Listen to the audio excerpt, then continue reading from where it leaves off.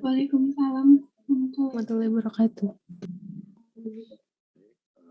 Saudara sekalian, hari ini kita ketemu lagi di dalam perkuliahan kimia sekolah.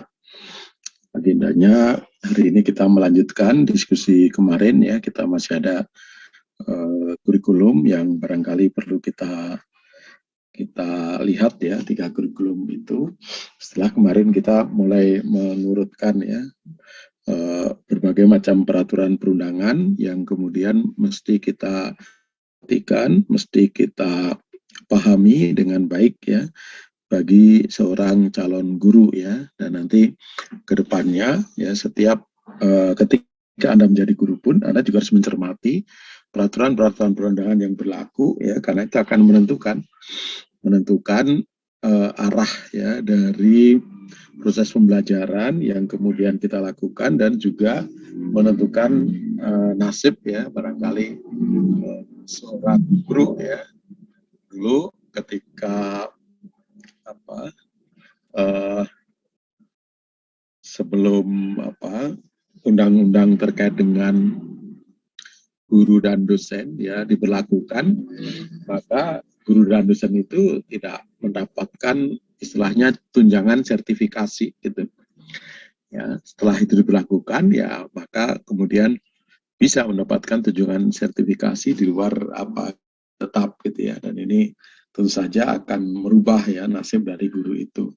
Nah, ini yang barangkali perlu Anda terus ikuti ya peraturan perundangan ini. Dan kemarin sudah kita urutkan ya mulai dari tingkat tertinggi peraturan perundangannya itu undang-undang. Undang-undang itu ada 2 yang terkait dengan guru. Yang pertama adalah Undang-Undang Sisdiknas ya, Sistem Pendidikan Nasional. Kemudian yang kedua itu adalah Undang-Undang Guru dan Dosen ya. Di mana dalam Sisdiknas ini itu diatur ya proses penyelenggaraan pendidikan ya. Juga di situ diatur terkait dengan standar nasional pendidikan ya. Kemudian guru itu ada namanya harus memiliki kualifikasi, harus memiliki kompetensi ya. Kualifikasinya itu adalah minimal pendidikannya S1 itu. Kemudian kompetensinya ada 4 ya, ada kompetensi pedagogi ya, ada kompetensi profesional, ada kompetensi sosial, dan ada kompetensi kepribadian. Nah, yang 4 ini itu harus dibangun sejak sekarang ya. Jadi guru itu ya dengan 4 kompetensi ini itu diharapkan menjadi pendidik ya, bukan pengajar. Jadi bukan hanya sekedar memberikan pengajaran ya, menanamkan atau mentransfer pengetahuan kepada peserta didik, tetapi guru itu mendidik gitu. Ya, mendidik itu artinya lebih komplit ya. Lebih komplit bukan hanya transfer pengetahuan ya, makanya sekarang ada transfer keterampilan, ada transfer sikap juga gitu. Dan keterampilan itu juga banyak ya, mulai dari keterampilan dasar ya, keterampilan berpikir logis, keterampilan berpikir tingkat tinggi gitu ya. Kemudian keterampilan abad 21 dan seterusnya gitu ya. Begitu juga attitude atau sikap-sikap yang mesti dibentuk. Dan ini tentu saja guru itu tidak akan bisa memberikan itu semuanya kalau dia tidak memiliki. Ya, oleh karena itu ya itu harus dibangun gitu. Artinya Anda sekarang ya mau nanti itu jadinya mau jadi guru atau yang lainnya, tetapi ya berdasarkan pendidikan, nah Anda nanti menjadi guru gitu. Maka dibangun ya berbagai macam kompetensi-kompetensi itu pada diri kita. Nah, kalau kompetensi-kompetensi itu kemudian Anda miliki, Anda bisa memberikan ya. Anda bisa memberikan inspirasi ya kepada siswa ya. Anda bisa memberikan tauladan gitu kepada siswa untuk bagaimana dia membangun ya berbagai macam pengetahuan, keterampilan dan sikapnya gitu. Nah, ini barangkali yang harus terus kita bangun. Nah, kemudian di level di bawah dari undang-undang itu ada namanya peraturan pemerintah ya. Nah, peraturan pemerintah ini yang perlu kita ketahui ya terkait dengan standar nasional pendidikan atau disingkat dengan SNP ya. Dan SNP ini itu sudah mengalami, kalau tidak salah sudah ada 5 ya peraturan PP ya, peraturan pemerintah. Nah, yang kemudian terakhir kita pakai adalah PP yang nomor 56 tahun 2001 yang kemudian direvisi atau ada revisinya itu di 4 ya, tahun 2022 ya. Jadi dua ini yang kemudian Anda pegang sebagai uraian dari standar nasional pendidikan itu berapa. Ya, standar nasional pendidikan itu adalah pendidikan ini ya, terutama mungkin ada di sekolah menengah ya, itu memenuhi standar itu kalau bagaimana gitu ya. Dan itu dikatakan ada 8 standar ya. Ada standar kompetensi lulusan atau SKL, ada standar isi, ada standar proses ya, prosesnya bagaimana yang memenuhi standar gitu. Ada standar evaluasi, ada standar sarana prasarana, ada standar pendidik dan tenaga pendidikan, ada standar pembiayaan, ada standar pengelolaan gitu. Nah, dari 8 standar ini ya 4 standar itu berhubungan dengan fungsi guru, 4 standar itu berhubungan dengan fungsi manajerialnya, kepala sekolahnya gitu. Nah, terkait dengan guru ya, Anda harus paham 4 ini. Ya, bagaimana ujung dari proses pembelajaran, ya, sumbangan dari setiap pembelajaran terhadap kompetensi siswa itu ada namanya SKL ya. SKL itu atau standar kompetensi lulusan itu dibangun oleh seluruh mata pelajaran gitu. Jadi kalau anak lulus SD itu SKL-nya ada gitu. Lulus SMP SKL-nya ada, lulus SMA SKL-nya ada. Nah, SKL dari lulusan ini dibangun oleh siapa? Oleh setiap guru di setiap mata pelajaran gitu ya. Semuanya menuju SKL itu. Makanya harus Anda ketahui. Nah, kemudian SKL itu di level jenjang pendidikan ya. Nah, nanti ada juga namanya standar isi. Standar isi itu levelnya ada di setiap mata pelajaran, gitu ya. Jadi setiap mata pelajaran itu memiliki standar isi yang beda-beda. Nah, standar isi itu termuat di dalam kompetensi inti dan kompetensi dasar, gitu ya. Nah, Anda dalam standar isi ini sudah ada yang baru ya, peraturan menterinya ya, Permendikbud-Ristek gitu ya. Itu yang terbaru udah ada tahun 2022. Nah, ini Anda pelajari yang umumnya seperti apa, kemudian yang terkait dengan kimianya seperti apa gitu ya. Ini harus Anda tahu karena ini sebagai pegangan ya, sebagai pegangan Anda ketika mengembangkan ya materi-materi kimia yang ada di sekolah menengah atas itu gitu. Nah, kemudian ya bagaimana prosesnya pembelajaran itu? Bagaimana Anda merencanakan, bagaimana model yang digunakan, ya, bagaimana metode yang digunakan gitu ya. Nah, itu ada namanya standar proses gitu. Nah, standar proses ini Anda masih menggunakan yang tahun 2016 gitu ya. Ya, jadi bagaimana prosesnya itu Anda akan pelajari. Nah, kemudian juga standar evaluasi gitu ya. Bagaimana Anda mengevaluasi gitu. Evaluasi siswa itu bisa dilakukan oleh guru, bisa dilakukan oleh sekolah, bisa dilakukan oleh negara ya untuk mengevaluasi itu pendidikan itu. Nah, kimia sekolah ini itu nanti menitik beratkan kepada standar isi gitu. Karena ke standar proses itu mungkin Anda punya mata kuliah namanya strategi pembelajaran kimia ya. Ya mungkin ditambah lagi berbagai hal yang menunjangnya ya, misalnya media gitu ya. Dengan strateginya tepat kan pakai media yang tepat ya. Kelihatannya media itu LKS dan seterusnya itu. Kemudian ada juga standar evaluasi ya, Anda mendapatkan mata kuliah evaluasi pembelajaran kimia gitu. Nah, nanti berbagai macam hal ini Anda satukan ya. Sehingga ketika berhadapan dengan siswa itu ya Anda menggunakan standar isinya, Anda menggunakan standar prosesnya, Anda menggunakan standar evaluasinya menjadi satu kesatuan. Ya, yang ini secara perencanaannya nanti Anda punya mata kuliah namanya perencanaan pembelajaran. Kemudian perencanaan itu ketika coba diimplementasikan, Anda punya mata kuliah simulasi pembelajaran kimia, ya, itu simulasi di hadapan teman-teman Anda. Nah, kemudian bagaimana diterapkan di lapangan, Anda punya mata pelajaran PPL, gitu ya. Nah, jadi Anda mulai semester 4 ini sudah mulai dibangun, ya. dibangun bagaimana menjadi seorang guru ya.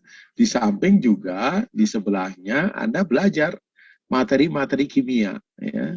Ada kimia fisika, ada kimia analitik, ada kimia organik, kimia anorganik, biokim.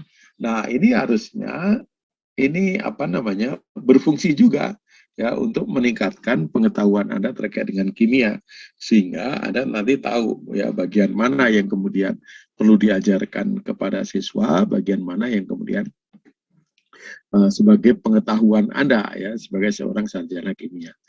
Nah, ini barangkali secara umumnya begitu ya, makanya nanti setelah ini kita akan mendalami ya mulai dari standar isi yang terkait dengan kimia. Nah, terus dari situ kita coba di kimia sekolah ini kita elaborasi gitu ya kompetensi dasar itu sehingga sampai kepada bagaimana materi-materi atau konsep-konsep kimia itu kita paparkan ya, kita susun gitu ya untuk siswa bisa menemukan ya konsep-konsep itu. Nah, hari ini ya untuk menyempurnakan ya kajian-kajian kita di perundangan ini itu kita lanjutkan terkait dengan kurikulum ya, karena tahun ini sampai tahun 2024 itu akan diberlakukan ya 3 kurikulum. Nah, kita coba lihat satu persatu gitu ya, sehingga kita memiliki wawasan yang memadai ya untuk kurikulum ini. Baik, saya kira itu pengantarnya. Silahkan kelompok berapa? Kelompok yang kurikulum kelompok berapa aja?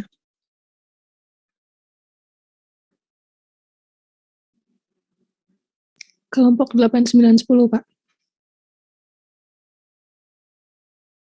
9, 10 ya? 9, 10, 11 atau 8, 9, 10? 8, 9, 10, Pak. 8, 9, 10. Oke, siapa yang bersedia menjadi moderator? Boleh saya, Pak. Ya, silakan ya diatur. Silakan. Assalamualaikum warahmatullahi wabarakatuh. Selamat sore kepada Pak Yudi dan teman-teman semua. Alhamdulillah pada kesempatan ini kita bisa berkumpul lagi di mata kuliah kimia sekolah. Nah, pada kesempatan ini kita akan melanjutkan sesi diskusi yang ketiga mengenai kurikulum. Nah, pada diskusi ini akan dijelaskan oleh kelompok 8, 9, dan 10. Mungkin untuk mempersingkat waktu, langsung saja kepada kelompok 8, kepada Maul dan Naura untuk memaparkan materinya mengenai kurikulum 2013.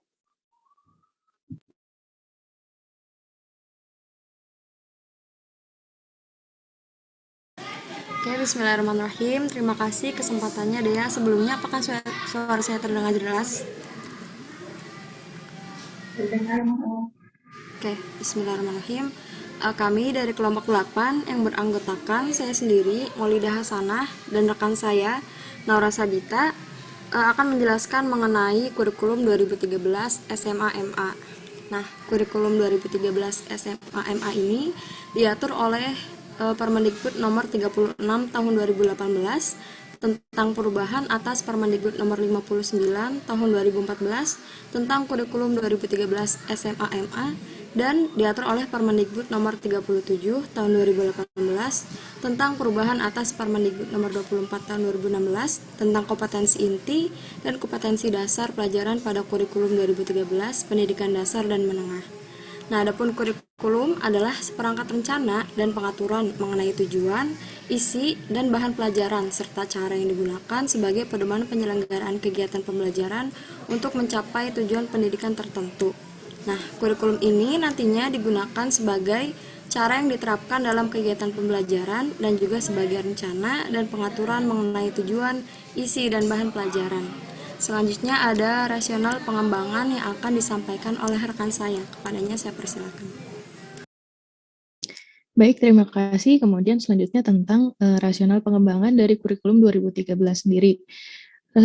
Kurikulum 2013 ini dikembangkan berdasarkan faktor-faktor, di antaranya itu tantangan internal. Tantangan internal ini kita berkaca kepada diri kita sendiri, kepada internal negara kita sendiri, yaitu terkait pada kondisi pendidikan negara Indonesia, di mana tuntutan pendidikan kita itu mengacu pada 8 standar nasional pendidikan, yaitu standar isi, standar proses, standar kompetensi lulusan, standar pendidikan tenaga kependidikan, kemudian sarana dan prasarana, pengelolaan, pembiayaan, dan penilaian. Kemudian yang lainnya juga dipengaruhi oleh perkembangan penduduk negara Indonesia itu, di mana pertumbuhan penduduk usia produktif, yaitu usia 15 tahun sampai 64 tahun itu sangat tinggi gitu, di mana akan mencapai puncaknya pada tahun 2020 sampai tahun 2035, di mana hampir 70% dari penduduk RI adalah penduduk usia produktif gitu. Karena itu dibutuhkan SDM yang kompeten dan berkualitas yang dapat dicapai melalui pendidikan agar tidak menjadi beban untuk kedepannya. Kemudian faktor yang kedua adalah tantangan eksternal. Nah, ini kita melihat ke luar gitu, yang dipengaruhi oleh globalisasi, kemudian ada masalah lingkungan hidup, kemajuan iptek, kebangkitan industri, dan perkembangan pendidikan internasional. Kemudian dipengaruhi juga oleh pergeseran kekuatan ekonomi dunia. Kita sudah tahu bahwa Indonesia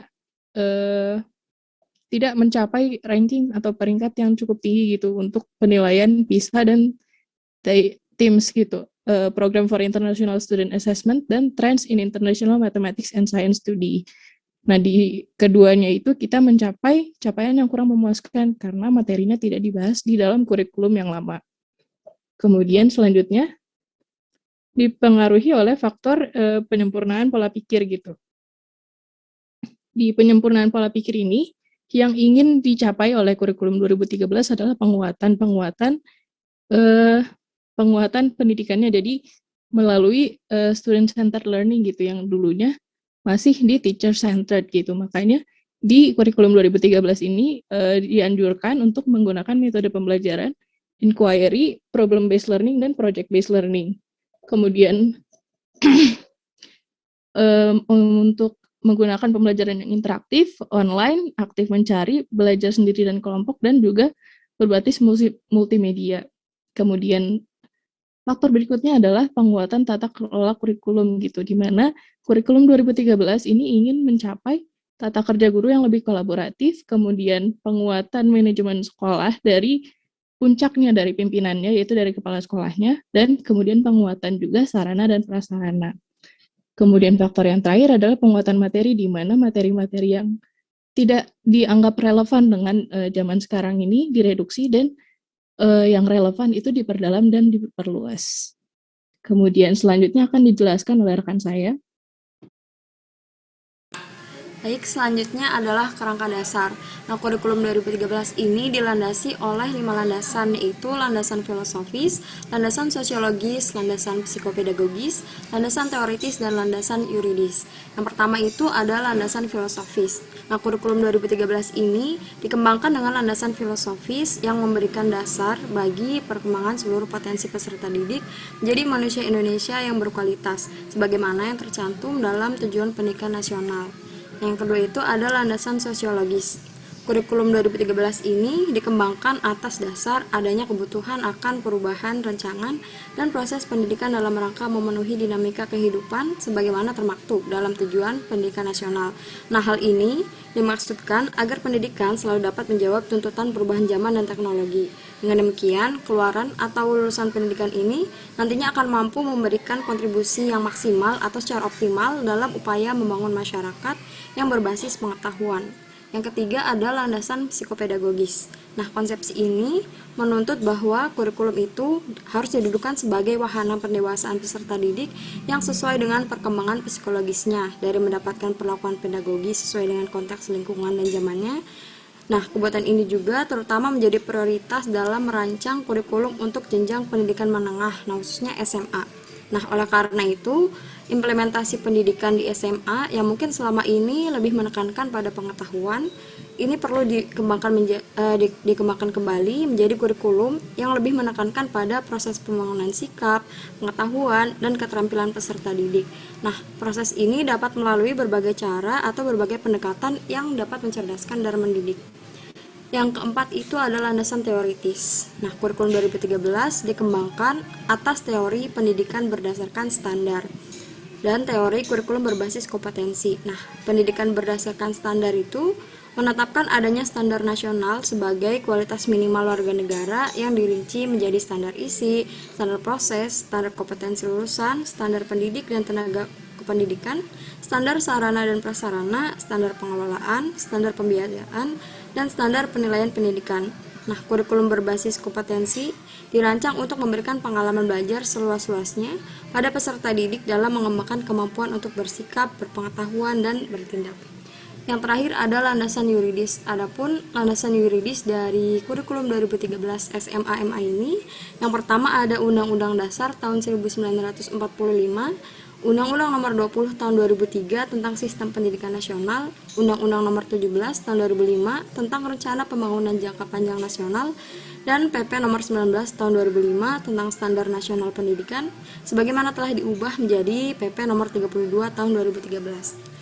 Selanjutnya ada tujuan yang akan disampaikan oleh rekan saya. Baik, untuk tujuan dari kurikulum 2013 yaitu mempersiapkan manusia Indonesia agar memiliki kemampuan hidup sebagai pribadi dan warga negara yang beriman, produktif, kreatif, inovatif, dan afektif, serta mampu berkontribusi pada kehidupan bermasyarakat, berbangsa, bernegara, dan peradaban dunia. Tujuan kurikulum 2013 ini masih sejalan dengan tujuan pendidikan nasional yang terdapat pada pasal 3 Undang-Undang Nomor 20 Tahun 2003 yang bertujuan untuk berkembangnya potensi peserta didik agar menjadi manusia yang beriman dan bertakwa kepada Tuhan Yang Maha Esa, berakhlak mulia, sehat, berilmu, cakap, kreatif, mandiri, dan menjadi warga negara yang demokratis serta bertanggung jawab. Kemudian selanjutnya ada karakteristik akan dijelaskan oleh rekan saya.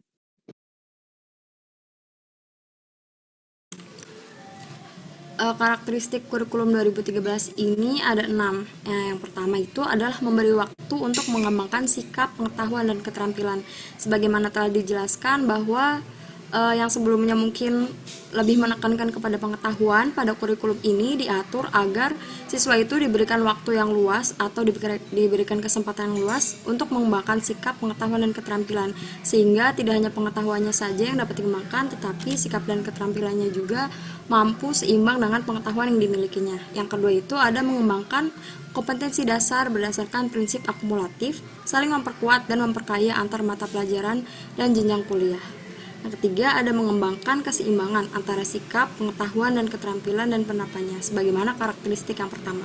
Nah, yang keempat itu ada kompetensi inti itu sebagai unsur pengorganisasi kompetensi dasar. Yang kelima, sekolah memberikan pengalaman belajar agar peserta didik mampu belajar dari lingkungan sekitarnya dan mampu menerapkannya. Jadi, sekolah itu memberikan pengalaman agar peserta didik mampu belajar sehingga apa yang ia pelajari itu nantinya dapat mereka terapkan saat mereka terjun langsung ke masyarakat. Dan yang terakhir ada mengembangkan kompetensi yang dinyatakan dalam kompetensi inti dan kompetensi dasar. Selanjutnya ada struktur yang akan disampaikan oleh rekan saya. Baik, untuk struktur dari kurikulum 2013 ini ada yang pertama kompetensi inti. Kompetensi inti adalah tingkat kemampuan untuk mencapai standar kompetensi lulusan atau SKL yang harus dimiliki oleh seorang peserta didik pada setiap tingkat kelasnya. Kemudian sinkronisasi kompetensi dasar secara horizontal yaitu antar mata pelajaran pada kelas yang sama, dan vertikal gitu antar kelas pada mata pelajaran yang sama itu harus dapat dijaga. Rumusan kompetensi inti ini ada 4. Yang pertama itu KI 1 itu adalah kompetensi inti sikap spiritual, kemudian yang kedua KI 2 untuk kompetensi inti sikap sosial, dan yang KI 3 kompetensi inti pengetahuan, yang terakhir KI 4 itu kompetensi inti keterampilan. Kemudian struktur yang kedua adalah mata pelajaran gitu. Mata pelajaran dalam kurikulum 2013 terbagi tiga kelompok.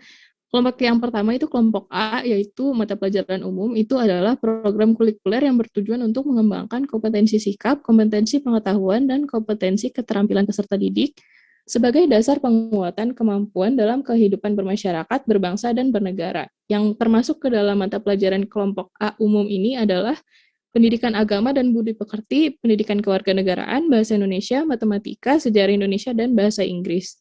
Kemudian untuk mata pelajaran kelompok B itu umum juga, yaitu program kurikuler yang bertujuan mengembangkan kompetensi sikap, pengetahuan, dan keterampilan peserta didik terkait lingkungan dalam bidang sosial, budaya, dan seni. Mata pelajaran yang termasuk ke dalam kelompok B umum ini adalah seni budaya, PJOK, prakarya, dan kewirausahaan. Kemudian yang terakhir adalah kelompok C, yaitu mata pelajaran peminatan, yaitu program kulikuler yang bertujuan untuk mengembangkan kompetensi sikap, pengetahuan, dan keterampilan peserta didik sesuai dengan minat, bakat, dan atau kemampuan akademik dalam sekelompok mata pelajaran keilmuan.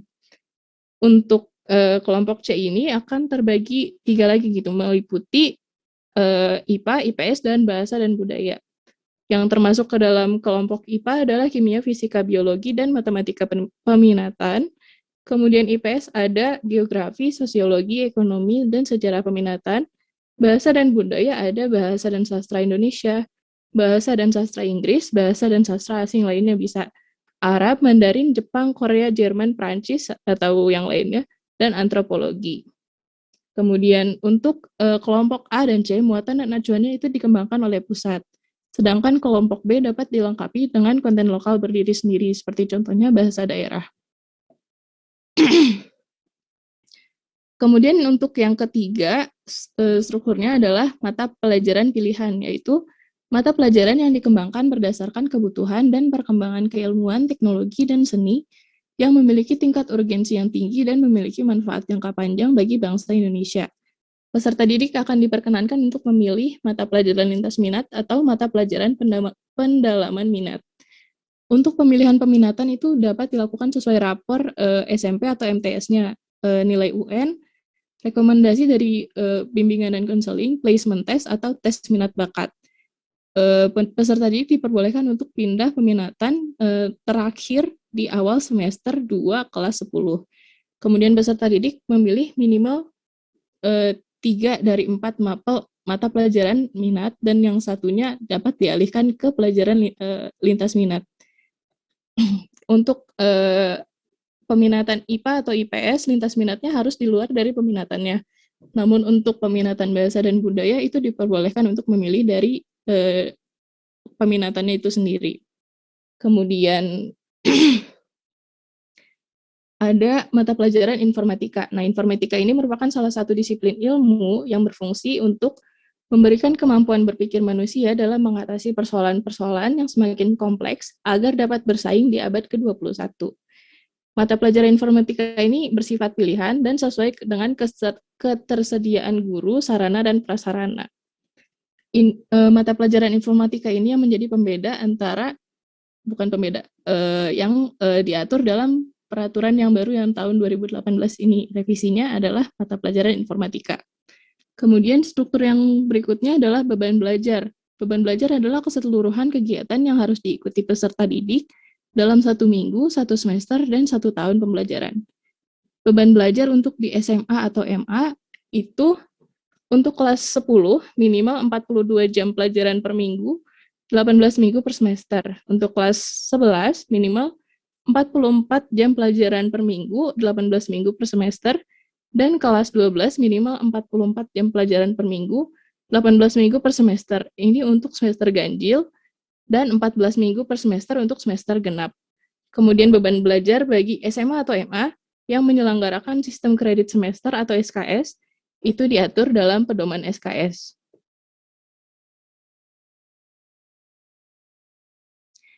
Kemudian komponen struktur yang terakhir yaitu kompetensi dasar. Kompetensi dasar dirumuskan untuk mencapai kompetensi inti. Rumusan kompetensi dasar ini dikembangkan dengan memperhatikan karakteristik dan kemampuan peserta didik dan kekhasan dari masing-masing mata pelajaran. Kompetensi dasar ini meliputi 4 kelompok sesuai dengan pengelompokan kompetensi inti yang telah disebutkan di unsur pertama, komponen pertama, yaitu kelompok 1 itu untuk sikap spiritual, KI1, kelompok 2 sikap sosial KI2, kelompok 3 sikap pengetahuan KI3, dan kelompok 4 sikap keterampilan KI4. Untuk berikutnya adalah spesifikasi untuk mata pelajaran kimia yang akan dijelaskan oleh rekan saya. Selanjutnya adalah kompetensi dasar dari mata pelajaran kimia. Untuk kelas 10, kompetensi dasarnya itu meliputi materi metode ilmiah, hakikat ilmu kimia, K3 laboratorium, peran kimia, perkembangan model atom, konfigurasi elektron, sifat unsur dalam periodik, ikatan kimia, FSEPR, bentuk molekul, interaksi berdasarkan sifat fisika, sifat-sifat larutan, konsep dan reaksi redoks, serta hukum-hukum dasar kimia. Adapun untuk kompetensi dasar kelas 11 meliputi materi senyawa hidrokarbon, reaksi pembakaran, termokimia, jenis-jenis entalpi reaksi, hukum Hess dan konsep energi ikatan, laju, tetapan dan order reaksi, reaksi kesetimbangan dan pergeserannya, konsep asam dan basa, larutan penyangga, kesetimbangan ion, analisis data titrasi asam basa, dan sistem koloid. Dan untuk kelas 12 itu meliputi materi sifat koligatif larutan, reaksi redoks, sel elektrokimia dan hukum Faraday, kelimpahan dan kecerunungan sifat-sifat zat, manfaat dan proses pembuatan unsur golongan utama. Nah, periode 3 dan golongan transisi. Kemudian materi lainnya adalah analisis struktur, nama dan kegunaan senyawa karbon, analisis struktur, tata nama, sifat dan penggolongan makromolekul. Mungkin dari kami cukup sekian. Terima kasih, mohon maaf bila ada kekurangan dikembalikan kepada moderator. Baik, terima kasih kepada kelompok 3, sebelumnya terima kasih kepada kelompok 8 yang telah memaparkan mengenai kurikulum 2013 SMA atau SMA. Mungkin bisa dilanjut lagi kepada kelompok 9 untuk memaparkan kurikulum K13 darurat yang akan dipaparkan oleh Egi dan Hasna. Kepada Egi dan Hasna dipersilakan. Baik, terima kasih Dea. Izin share screen ya.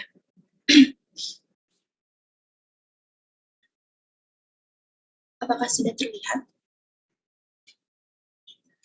Bismillahirrahmanirrahim. Ya. Bismillahirrahmanirrahim. Assalamualaikum warahmatullahi wabarakatuh. Selamat sore Bapak dan teman-teman. Kami dari kelompok 9 yang beranggotakan saya, Egi Raihana Putri, dan Hasna Ataya Rifa, akan mempresentasikan tentang kurikulum 2013 darurat yang ditetapkan melalui Keputusan Menteri Pendidikan dan Kebudayaan Republik Indonesia nomor 719/P/2020 tentang pedoman pelaksanaan kurikulum pada satuan pendidikan dalam kondisi khusus. Di sini terdapat beberapa istilah dan pengertiannya yang mungkin akan sering ditemukan dalam bagian ini. Yang pertama adalah satuan pendidikan, yaitu kelompok layanan pendidikan yang menyelenggarakan pendidikan pada jalur formal, non-formal, dan informal. Kurikulum, yaitu seperangkat rencana dan pengaturan sebagai pedoman penyelenggaraan kegiatan pembelajaran untuk mencapai tujuan pendidikan tertentu. Adapun pembelajaran adalah proses interaksi peserta didik dengan pendidik dan sumber belajar pada suatu lingkungan belajar. Asesmen adalah proses sistematis dalam pengumpulan, pengolahan, dan penggunaan data aspek kognitif dan non-kognitif untuk meningkatkan kualitas belajar peserta didik. Asesmen diagnostik, yaitu asesmen yang dilakukan secara spesifik untuk menentukan kompetensi, kelebihan, dan kekurangan peserta didik agar dapat disesuaikan dengan pembelajarannya. Lalu pendidikan menengah adalah jenjang pendidikan pada jalur pendidikan formal yang merupakan lanjutan pendidikan dasar. Peserta didik adalah anggota masyarakat yang berusaha mengembangkan potensi diri melalui proses pembelajaran pada jalur, jenjang, dan jenis pendidikan tertentu.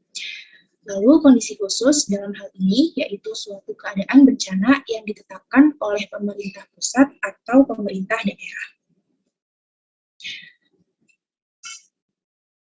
Tujuan dari adanya kurikulum 2013 darurat ini yaitu memberikan fleksibilitas bagi satuan pendidikan untuk menentukan kurikulum yang sesuai dengan kebutuhan pembelajaran peserta didik. Adapun kurikulum 2013 darurat ini memiliki rancangan landasan utamanya yaitu tujuan sistem pendidikan nasional dan standar nasional pendidikan dengan perangkat ajar yang disediakan oleh pemerintah berupa buku teks dan buku non-teks. Perangkat kurikulum 2013 darurat ini ada pedoman implementasi kurikulum, panduan penilaian, dan panduan pembelajaran setiap jenjang. Dalam pelaksanaannya, satuan pendidikan dapat tetap mengacu pada kurikulum nasional atau mengacu pada kurikulum nasional dengan kompetensi inti dan kompetensi dasar yang disederhanakan oleh pemerintah, atau satuan pendidikan juga dapat melakukan penyederhanaan kurikulum secara mandiri. Nah, Setelah itu, satuan pendidikan dalam kondisi khusus tidak diwajibkan untuk menuntaskan capaian kurikulum. Adapun kompetensi yang dituju, meskipun telah disederhanakan oleh pemerintah, tetap mencakup beberapa tujuan, yakni kompetensi sikap spiritual, sikap sosial, pengetahuan, dan keterampilan. Berikut kompetensi sikap spiritual, sosial, pengetahuan, dan keterampilan akan dipaparkan oleh Hasna. Untuk rumusan kompetensi sikap spiritualnya yaitu menghayati dan mengamalkan ajaran agama yang dianutnya. Adapun rumusan dari kompetensi sikap sosialnya yaitu menunjukkan perilaku jujur, disiplin, tanggung jawab, peduli, yaitu gotong royong, kerjasama, toleran, dan damai. Kemudian santun, responsif, dan proaktif sebagai bagian dari solusi atas berbagai permasalahan dalam berinteraksi secara efektif dengan lingkungan sosial dan alam, serta menempatkan diri sebagai cerminan bangsa dalam pergaulan dunia. Kemudian yang kedua, yaitu kompetensi tersebut dicapai melalui pembelajaran tidak langsung atau indirect teaching, yaitu keteladanan, pembiasan, dan budaya sekolah dengan memperhatikan karakteristik mata pelajaran serta kebutuhan dan kondisi peserta didik. Kemudian penumbuhan dan pengembangan kompetensi ini dilakukan sepanjang proses pembelajaran yang berlangsung dan digunakan sebagai pertimbangan guru di dalam mengembangkan karakter peserta didik lebih lanjut. Sedangkan kompetensi pengetahuannya yaitu memahami, menerapkan, dan menganalisis pengetahuan faktual, konseptual, prosedural, dan metakognitif berdasarkan rasa ingin tahunya tentang suatu ilmu pengetahuan, teknologi, seni budaya, dan humaniora dengan wawasan kemanusiaan, kebangsaan, kenegaraan, dan peradaban terkait penyebab fenomena dan kejadian, serta menerapkan pengetahuan prosedural pada bidang kajian yang spesifik yang sesuai dengan bakat dan minatnya untuk memecahkan masalah. Sedangkan kompetensi keterampilannya yaitu mengolah, menalar, dan menyaji dalam ranah konkret dan ranah abstrak terkait dengan pengembangan dari yang dipelajari di sekolah secara mandiri, bertindak secara efektif dan kreatif, serta mampu menggunakan metode sesuai dengan kaidah keilmuannya. Selanjutnya ada kompetensi dasar untuk kelas 10 yang akan dijelaskan kembali oleh Hegi. Kepada Hegi dipersilakan.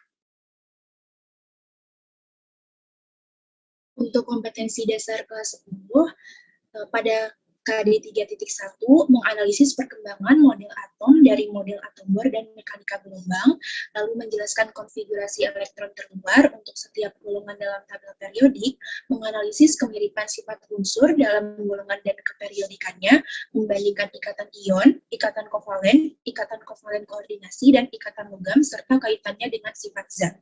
Menerapkan teori pasangan elektron valensi dan teori domain elektron dalam menentukan bentuk molekul, menghubungkan interaksi antar ion, atom, dan molekul dengan sifat fisika zat, menganalisis sifat larutan berdasarkan daya hata listriknya, dan yang terakhir menerapkan hukum-hukum dasar kimia, konsep mol, dan kadar zat untuk menyelesaikan perhitungan kimia. Pada KD 4.1 ada menjelaskan fenomena alam atau hasil percobaan menggunakan model atom.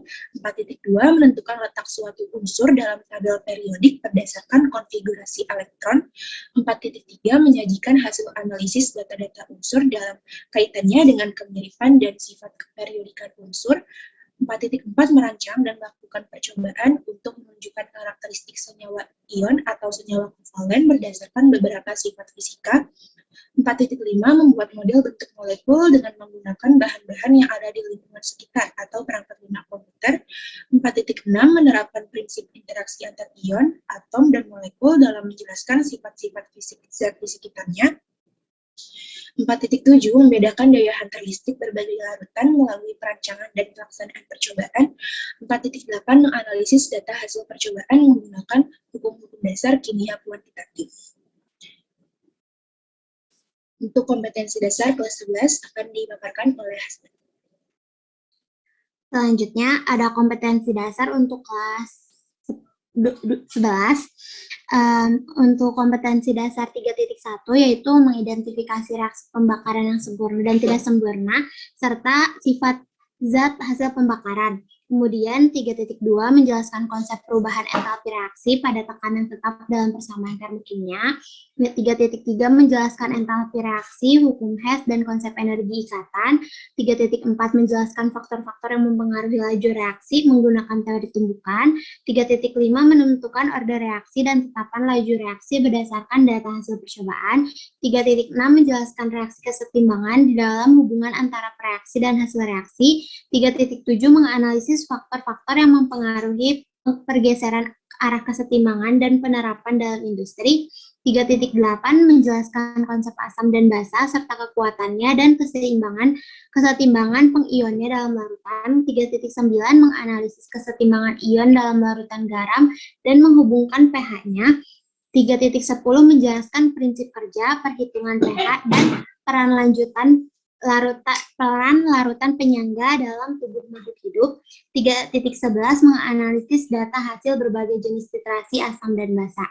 Kemudian untuk kompetensi dasar yang empatnya yaitu 4.1 menyusun gagasan cara mengatasi dampak pembakaran terhadap lingkungan dan kesehatan. 4.2-nya menyimpulkan hasil analisis data percobaan termokimia pada tekanan tetap. 4.3-nya membandingkan perubahan entalpi beberapa reaksi berdasarkan data hasil percobaan. 4.4 menyajikan hasil penelusuran informasi, cara-cara pengaturan dan penyimpanan bahan untuk mencegah perubahan fisika dan kimia yang tidak terkendali. 4.5 merancang, melakukan dan menyimpulkan serta menyajikan hasil percobaan faktor-faktor yang mempengaruhi laju reaksi dan order reaksi. 4.6 menyajikan hasil pengolahan data untuk menentukan nilai tetapan kesetimbangan suatu reaksi. 4.7 merencanakan, merancang, melakukan dan menyimpulkan serta menyajikan hasil percobaan faktor-faktor yang mempengaruhi pergeseran arah kesetimbangan. 4.8 menganalisis trayek perubahan pH, beberapa indikator yang diekstraksi dari bahan alam melalui percobaan. 4.9 melaporkan percobaan tentang sifat asam basa berbagai larutan garam. 4.10 membuat larutan penyangga dengan pH tertentu, dan 4.11 menyimpulkan hasil analisis data percobaan titrasi asam dan basa. Selanjutnya untuk kompetensi dasar kelas 12 akan dijelaskan oleh Egi. Di kelas 12, kompetensi dasar 3.1 menyetarakan persamaan reaksi redoks. 3.2 menganalisis proses yang terjadi dalam sel volta dan menjelaskan kegunaannya. 3.3 menganalisis faktor-faktor yang mempengaruhi terjadinya korosi dan cara mengatasinya. 3.4 menerapkan stoikiometri reaksi redoks dan hukum Faraday untuk menghitung besaran-besaran terkait sel elektrolisis.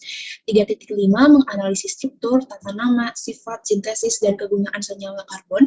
3.6 menganalisis struktur, tata nama, sifat, dan kegunaan benzena dan turunannya. 3.7 menganalisis struktur, tata nama, sifat, dan penggolongan makromolekul. 4.1 ada menentukan urutan kekuatan oksidator atau reduktor. 4.2 merancang sel volta menggunakan bahan sekitar.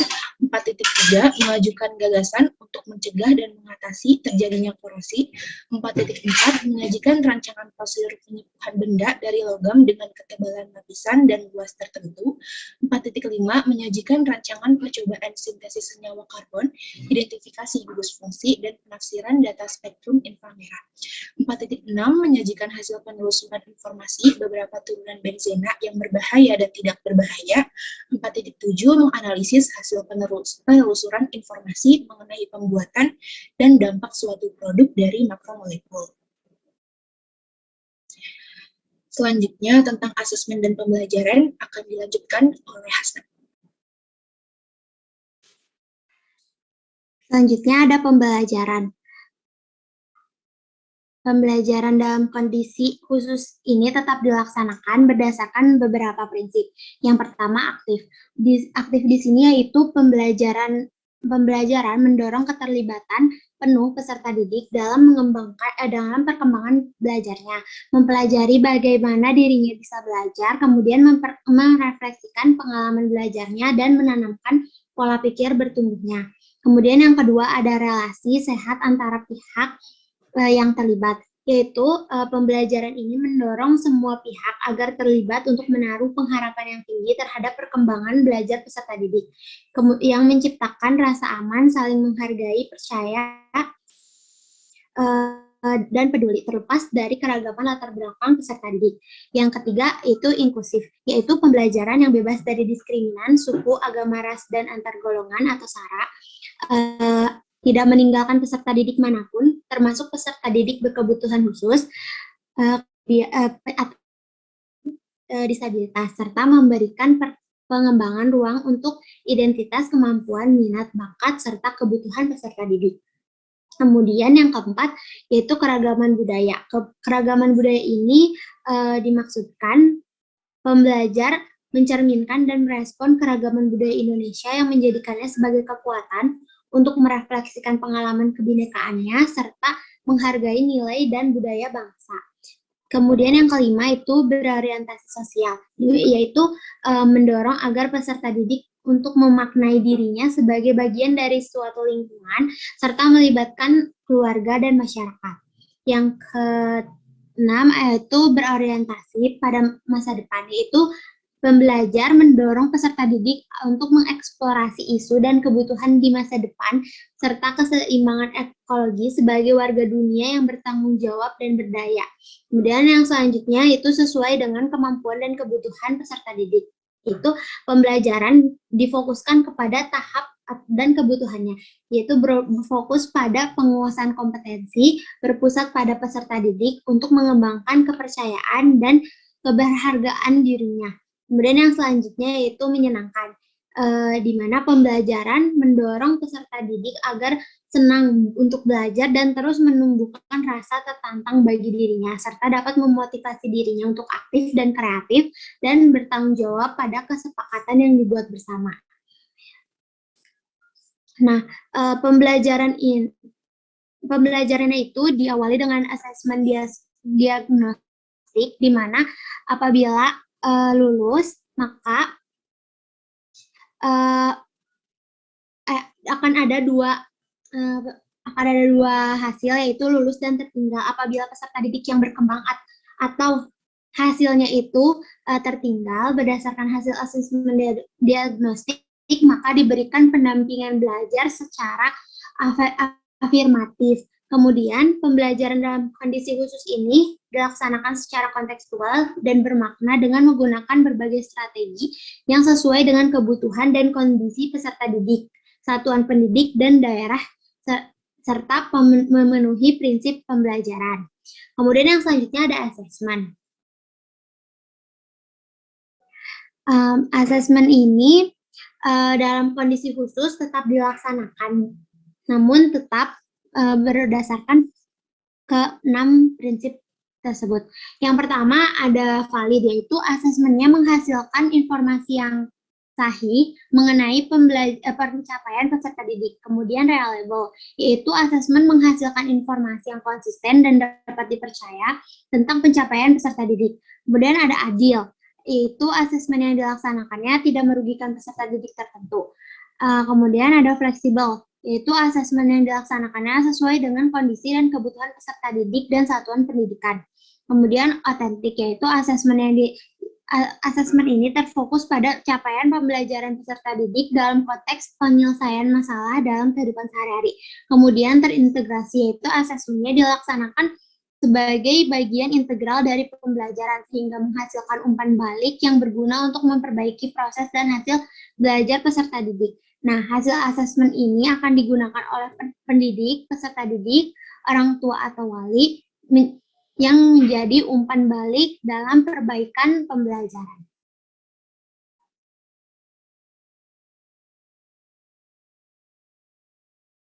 Cukup sekian dari kami. Mohon maaf apabila ada kekurangan. Saya kembalikan kepada moderator. Baik, terima kasih kepada kelompok 9 yang telah memaparkan mengenai pedoman pelaksanaan kurikulum dalam satuan pendidikan dalam kondisi khusus. Nah, selanjutnya kelompok terakhir yaitu kelompok 10 akan menjelaskan mengenai kurikulum prototype. Kepada Nia dan Hilda dipersilahkan.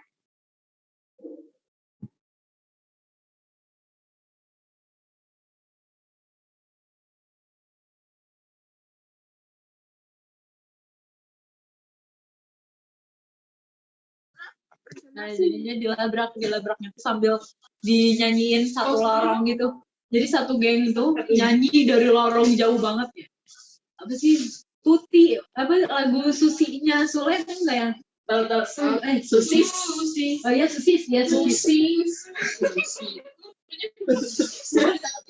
Nyanyinya tapi Tuti. Tukang tikung.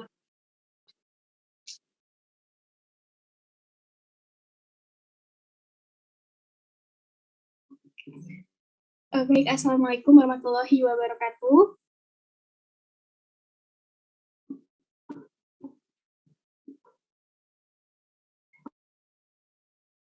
Selamat sore semuanya. Kami dari kelompok 10 yang beranggotakan saya dan juga Nia akan menjelaskan mengenai penerapan kurikulum Merdeka dalam rangka pemulihan pembelajaran. Jadi kurikulum Merdeka itu masuk ke kurikulum baru ya teman-teman. Nah, jadi ini sesuai dengan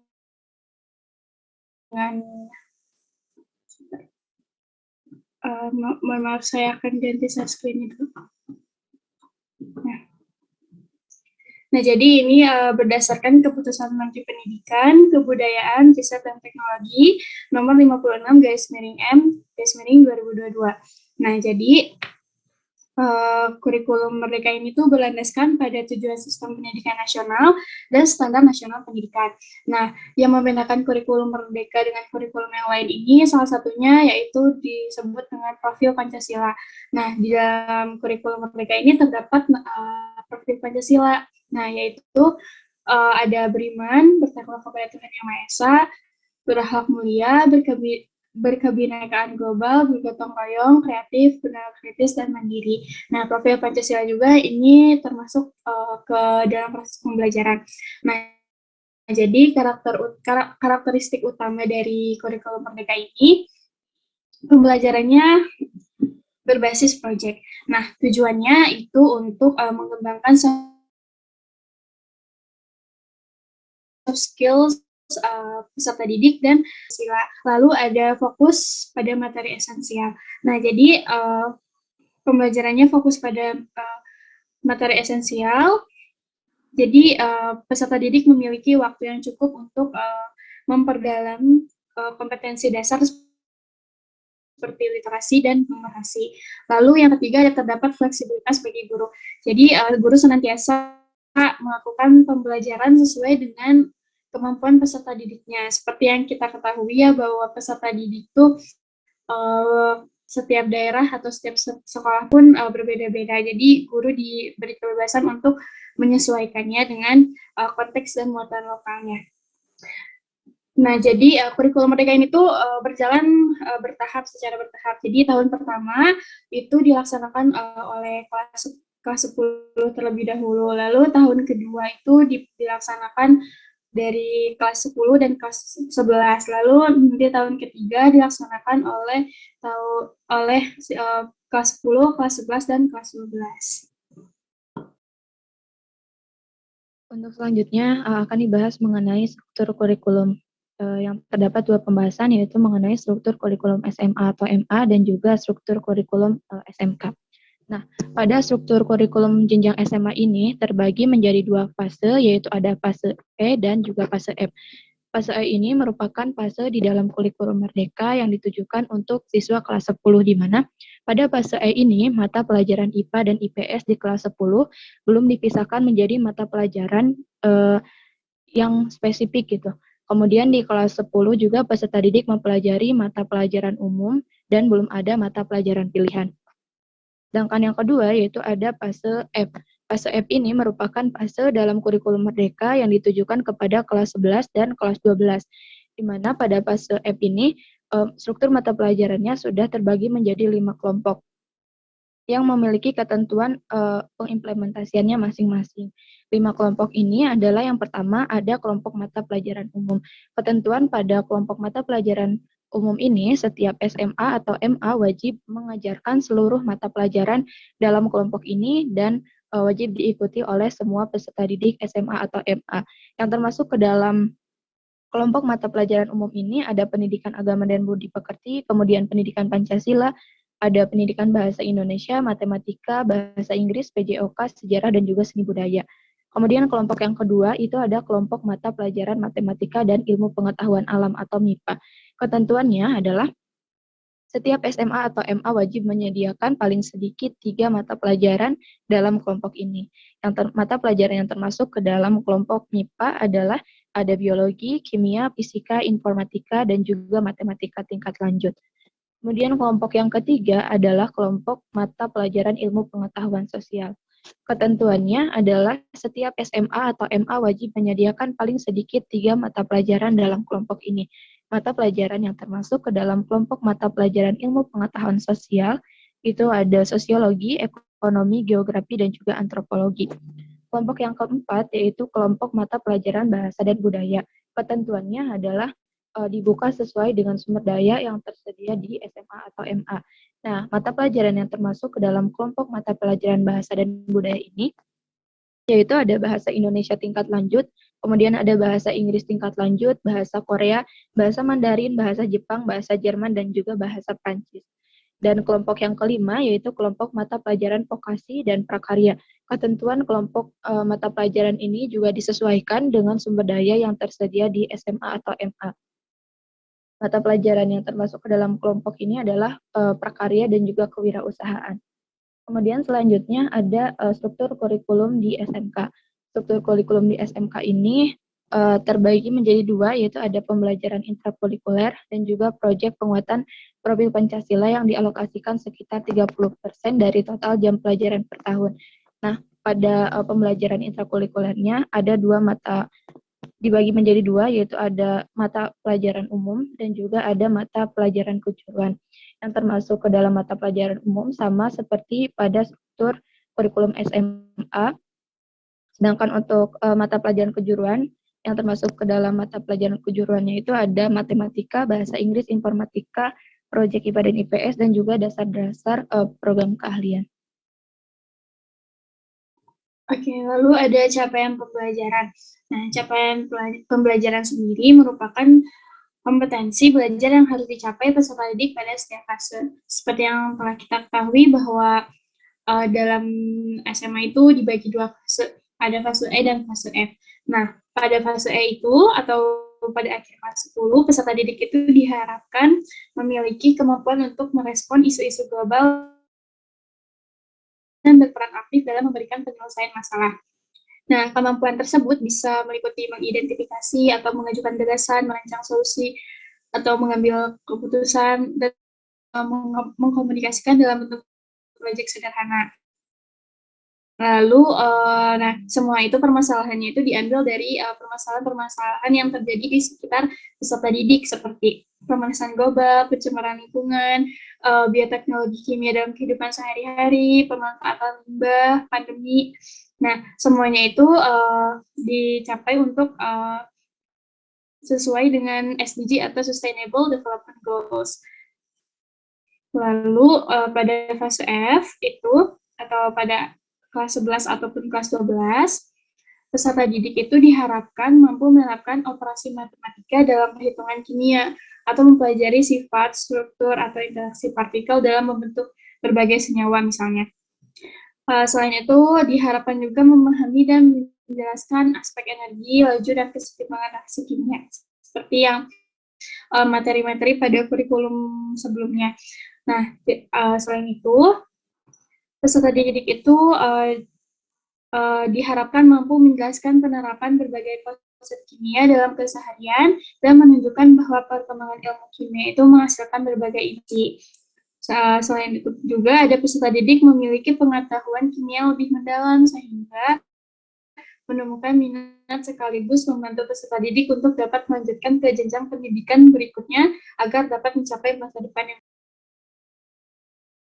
Selanjutnya ada mengenai pembelajaran dan asesmen. Pembelajaran sendiri merupakan proses interaksi peserta didik dengan pendidik dan sumber belajar pada suatu lingkungan belajar.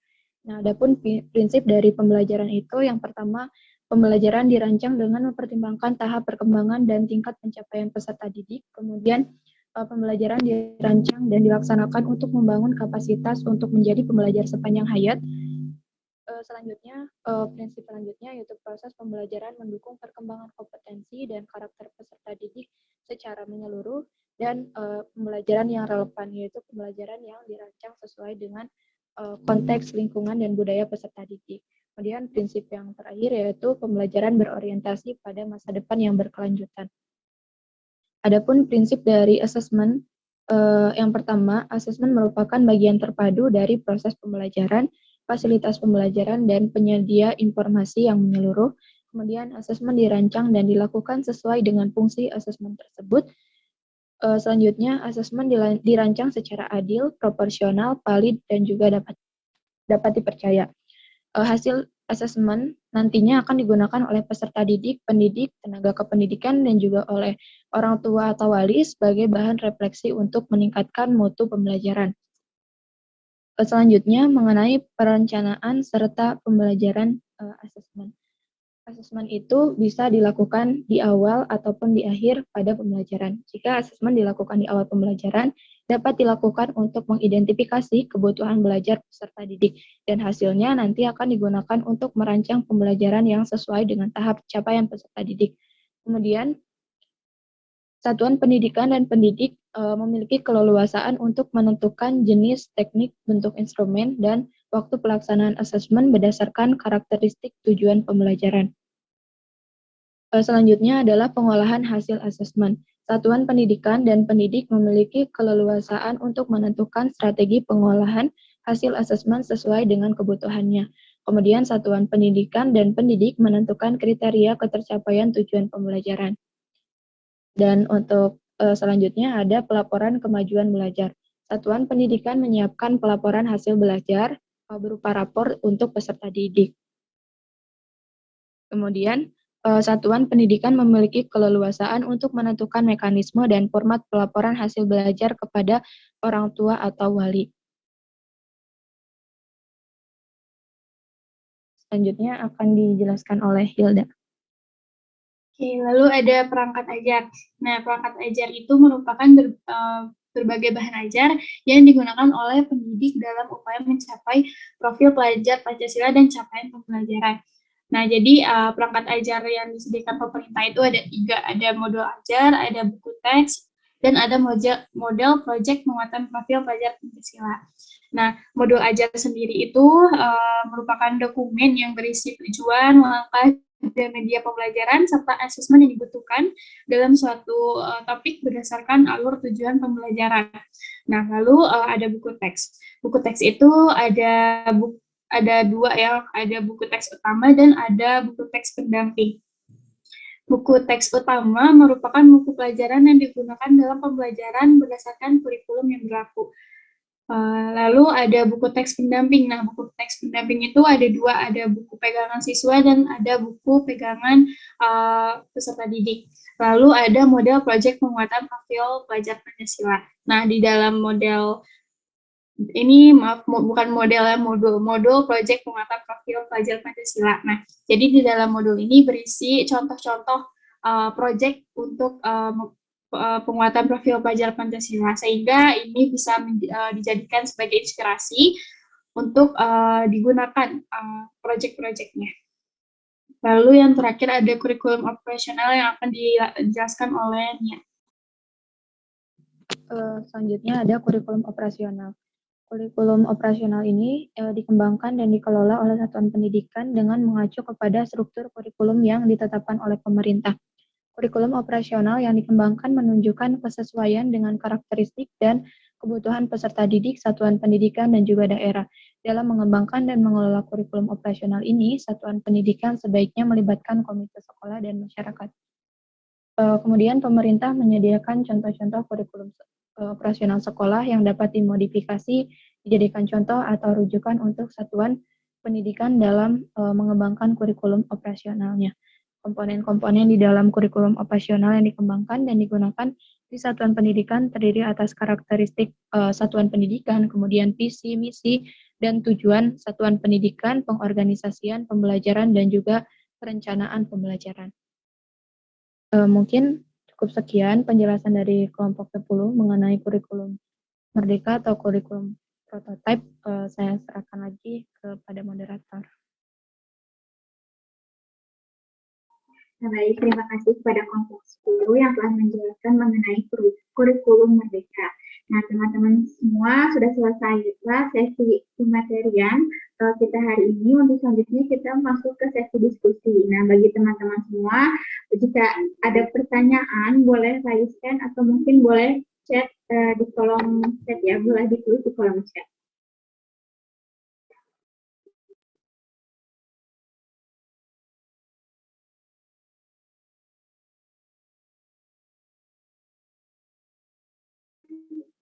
Boleh ya buat teman-teman semua, kalau masih ada yang bingung atau ingin ada yang ditanyakan, boleh langsung raiskan aja atau boleh langsung tulis di kolom chat.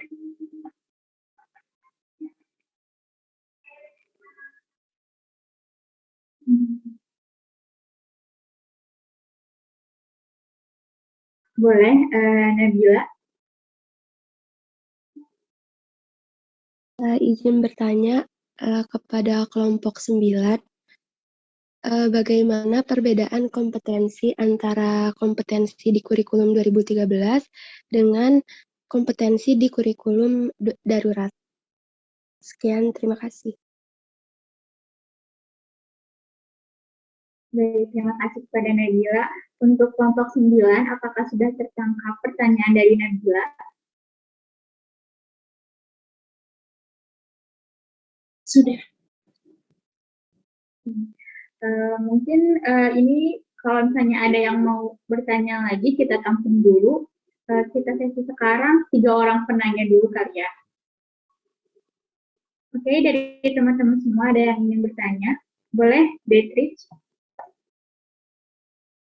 Izin bertanya sebelumnya, saya ingin bertanya apakah perbedaan kurikulum 2013 dengan kurikulum prototipe khususnya dalam penyusunan RPP.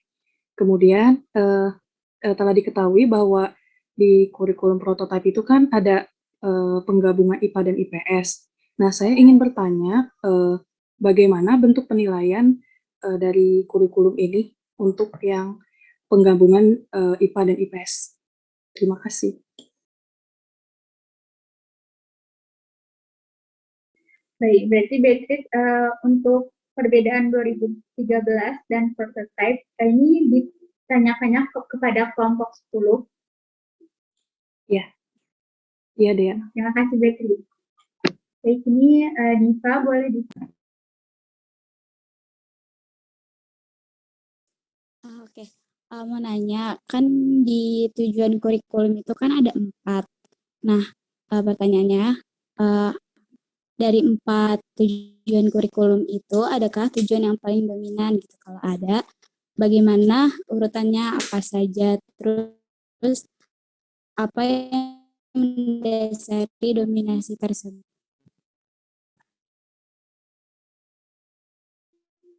Baik, terima kasih Diva.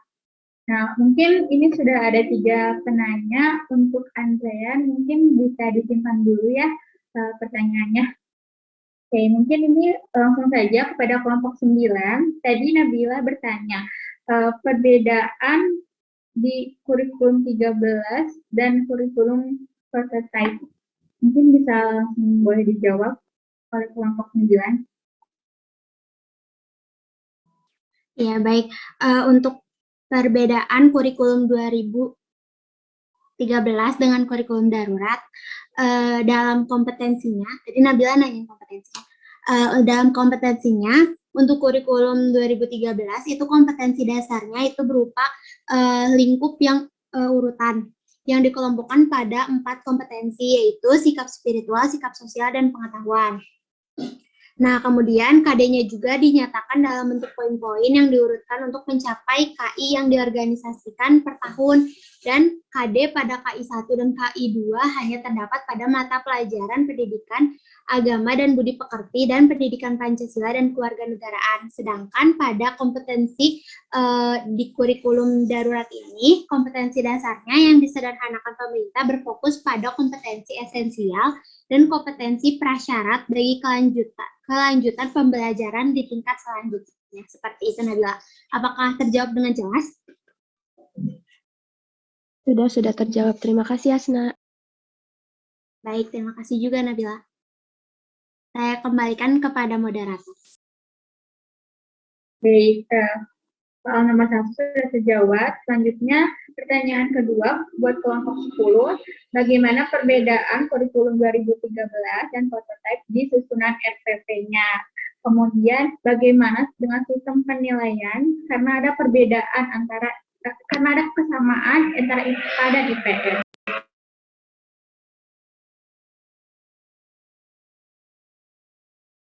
Mungkin dari kelompok 10 bisa langsung dijawab atau mau lempar dulu ke pertanyaan selanjutnya? Ya, mau izin menjawab dulu. Dia untuk pertanyaan yang dari Beatrice mengenai perbedaan penyusunan RPP di kurikulum 2013 dan dengan kurikulum prototipe. Nah, jadi di kurikulum prototipe atau kurikulum merdeka itu tidak ada kompetensi dasar dan kompetensi inti. Jadi di kurikulum prototipe ini menggunakan elemen dan capaian pembelajaran. Jadi pada penyusunan RPP-nya pun bakal beda gitu antara kurikulum 2013 dan juga kurikulum prototipe. Seperti itu mungkin.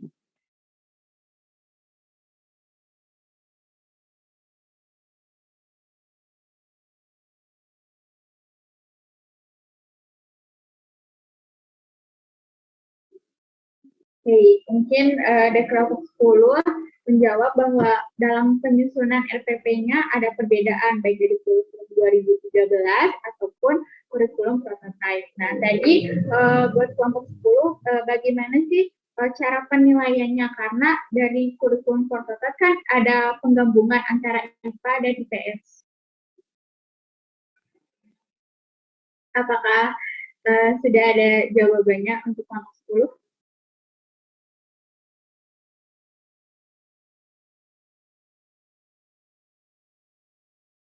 Oke, mungkin kita lanjut saja ke pertanyaan selanjutnya, yaitu Diva bertanya, kurikulum itu memiliki 4 tujuan. Nah, apakah tujuan dari keempat tujuan tersebut manakah yang paling dominan?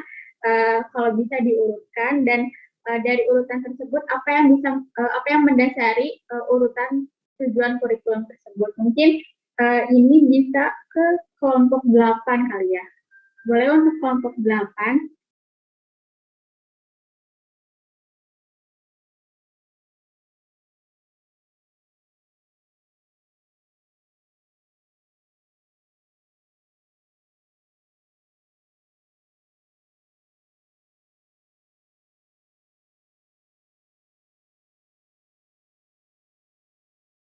Mungkin maaf diralat, pertanyaan Diva tadi diajukan untuk kelompok 9. Pada kelompok 9, mungkin boleh dijawab.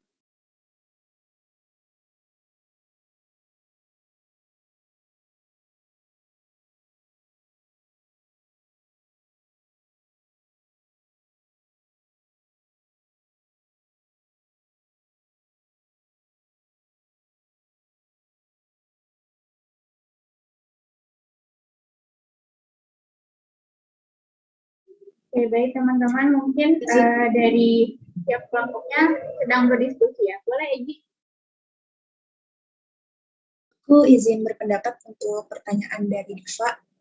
Mau konfirmasi dulu pertanyaannya sebelumnya. Tujuannya itu kan yang kompetensi sikap spiritual, sosial, pengetahuan, dan keterampilan ya?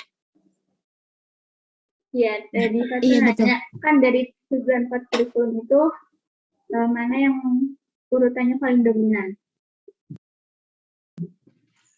Kalau menurut saya sendiri seharusnya tidak ada yang saling mendominasi ya, karena ketika peserta didik mampu mencapai kompetensi pengetahuan dan keterampilan, sikap spiritual dan sosialnya harus ada, karena ini balik lagi ke tujuan pendidikan nasional, yaitu berkembangnya potensi peserta didik agar menjadi manusia yang beriman dan bertakwa kepada Tuhan, berakhlak mulia, berilmu, cakap, kreatif, mandiri, dan menjadi warga negara yang demokratis. Mungkin dari aku kayak gitu.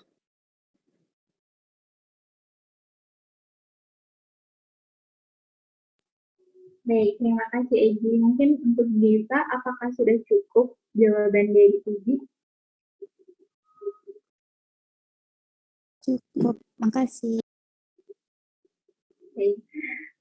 Tadi balik lagi ke pertanyaan buat kelompok 10 mengenai bagaimana sistem penilaian untuk kurikulum prototipe, dikarenakan pada kurikulum prototipe ini IPA dan IPS tuh nyatu. Mungkin dari kelompok 10 apakah sudah mendapatkan jawabannya? Ya, jadi ya baik. Jadi untuk penilaiannya sama seperti sebelum-sebelumnya menggunakan evaluasi ujian gitu ya. Dan selain itu juga peserta didik itu diberikan tugas portofolio untuk mencapai nilai-nilai nilai akhir gitu ya. Nah lalu mungkin ada ini ya untuk melanjutkan ke jenjang berikutnya gitu ya, misalkan ke kuliah gitu, dari SMA ke kuliah. Mungkin ada nilai-nilai waktu kelas 10-nya ada IPA dan IPS gitu ya. Jadi untuk itu mah jadi nggak terlalu terpacu sama yang nilai kelas 10. Jadi kalau misalnya untuk yang penilaian untuk masuk ke perguruan tinggi itu dilihatnya dari yang penjurusan dari kelas 11 dan kelas 12 seperti itu. Nah mungkin yang untuk capaian pembelajarannya itu yang kurikulum prototipe itu bisa dilihat sebentar. Nah jadi apakah screen saya sudah terlihat? Sudah. Oke, jadi seperti ini ya contohnya mungkin di kurikulum biasa mah RPP ya. Jadi kalau misalnya kurikulum prototipe atau kurikulum merdeka itu dipakainya menggunakan capaian pembelajaran. Nah, jadi di sini ada fase E dan fase F. Jadi itu ada materi-materi yang harus dicapai, harus dikuasai, dan nanti ininya di setiap pembelajaran itu dimasukkan profil pelajar Pancasila seperti itu. Di sini juga ada total berapa jamnya, pembagian jam pelajarannya seperti itu. Jadi ini menggunakannya ATP, alur tujuan pembelajaran seperti itu. Apakah cukup jawabannya? Sudah cukup, Hilda. Terima kasih. Baik, terima kasih kepada Hilda. Untuk selanjutnya, jika teman-teman masih ada yang ingin bertanya, boleh untuk raise hand atau menulis di kolom chat. Baik, Andrean, boleh?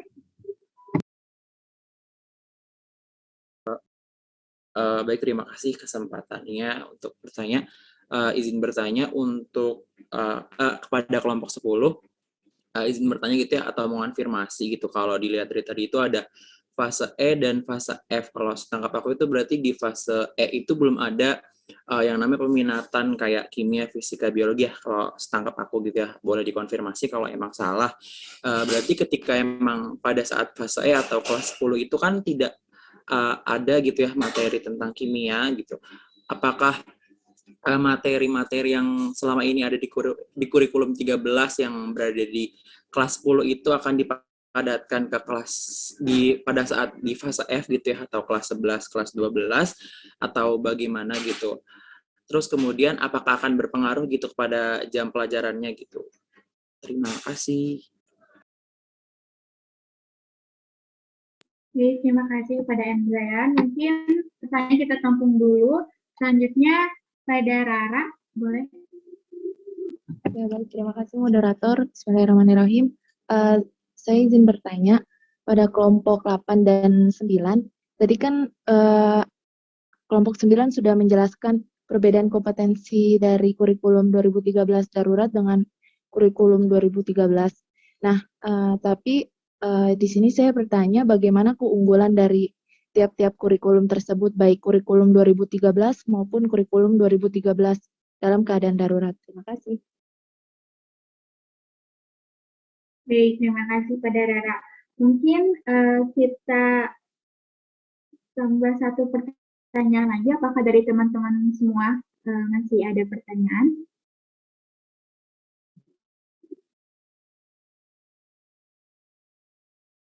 Oke, mungkin cukup tambahan dari dua penanya ya. Saya ingin mengkonfirmasi untuk kelompok 10, Andrean bertanya, katanya ada di kurikulum prototipe itu ada fase E dan fase F. Nah, di fase E ini belum ada peminatan. Nah, bagaimana dengan materi kurikulum 2013 yang kelas 10, apakah akan dipadatkan di fase F atau di kelas 12? Apakah kalau misalnya dipadatkan akan berpengaruh kepada jam pembelajarannya? Kemudian untuk kelompok 8 dan 9, Rara bertanya bagaimana keunggulan dari kurikulum 2013 dan kurikulum 2013 pada darurat. Mungkin boleh dari kelompok 8, 9, atau 10 untuk menjawab pertanyaannya. Dia izin menjawab untuk pertanyaan Andrian tadi ya. Sebelumnya izin konfirmasi lagi, tadi yang ditanyakan Andrian itu pada pembelajaran kimia ya, kalau tidak salah. Iya, untuk pembelajaran kimianya. Oh iya, jadi pembelajaran kimia itu sebenarnya ada dari kelas 10 gitu, namun dia masuknya ke IPA gitu, jadi di mata pelajarannya itu IPA, di mana di dalamnya ada fisika, kimia, biologi, namun belum dispesifikkan seperti pada fase F gitu. Nah, untuk jam pelajarannya sendiri itu di fase E untuk pelajaran IPA itu 324 jam selama 1 tahun gitu. Mungkin untuk yang di fase F itu dia lebih dispesifikan dan juga beban untuk jam mata pelajarannya itu lebih ditambah. Jadi lebih dibahas lebih rinci mengenai kimianya itu di fase F. Mungkin seperti itu. Apakah terjawab? Baik, terima kasih Nia sebagai perwakilan dari kelompok 10. Alhamdulillah pertanyaannya terjawab. Terima kasih. Terima kasih kepada Nia yang sudah menjawab pertanyaannya. Mungkin pertanyaan yang selanjutnya untuk kelompok 8 dan 9, apakah perwakilannya ada yang ingin menjawab? Izin menjawab, Dea.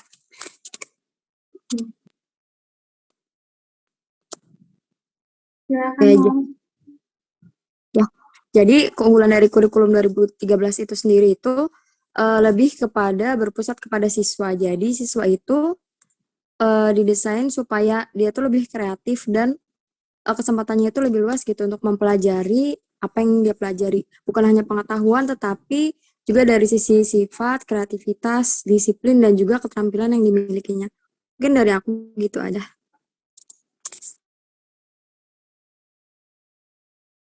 Terima kasih, Maul. Selanjutnya mungkin keunggulan dari kurikulum 13 darurat kepada perwakilan dari kelompok 9.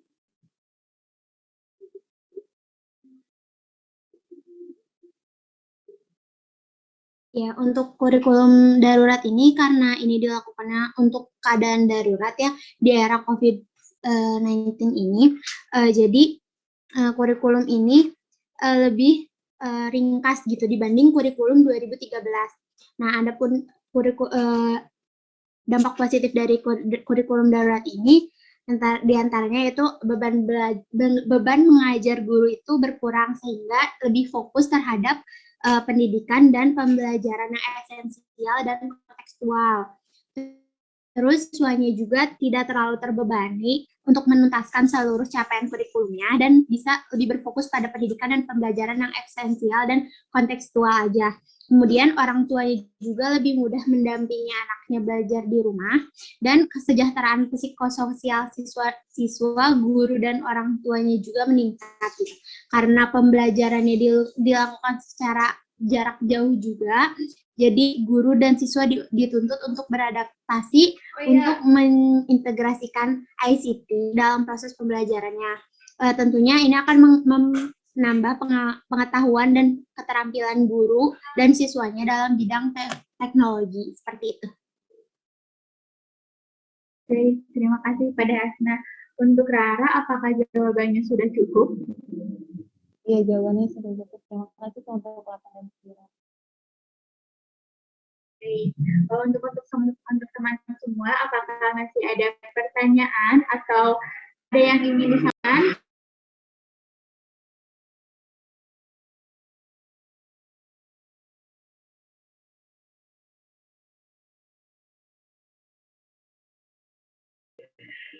Oke, mungkin sudah cukup ya. Dan, mungkin saya cukup sekian.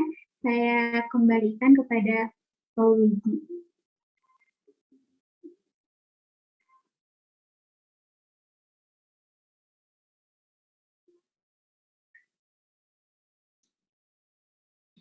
Ya. Baik, saya kira paparannya cukup menarik ya, dan diskusinya kalau diperpanjang itu akan sangat panjang sekali ya mendiskusikan kurikulum ini. Nah, mungkin sebagai beberapa jawaban ya dari yang ditanyakan, terutama terkait dengan kurikulum Merdeka ya, itu saya share di grup ya, itu terkait dengan buku saku itu tanya jawab terkait dengan kurikulum Merdeka ya, kurikulum yang baru ini, yang mungkin dari situ bisa menambah ya pemahaman Anda terkait dengan pemberlakuan kurikulum ini. Nah, yang terkait dengan kimia sekolah, memang kita konsennya itu kepada konten apa gitu ya, yang kemudian disajikan ya kepada anak-anak gitu. Nah, di kurikulum 2013 dan kurikulum 2013 darurat itu konten itu kan disajikan dalam 3 atau dalam 4 bagian ya. Kemudian kita menyebutnya kompetensi dasar ya, atau kompetensi inti yang kemudian diperjelas menjadi kompetensi dasar ya. Kalau kompetensi inti itu kan per kelas ya.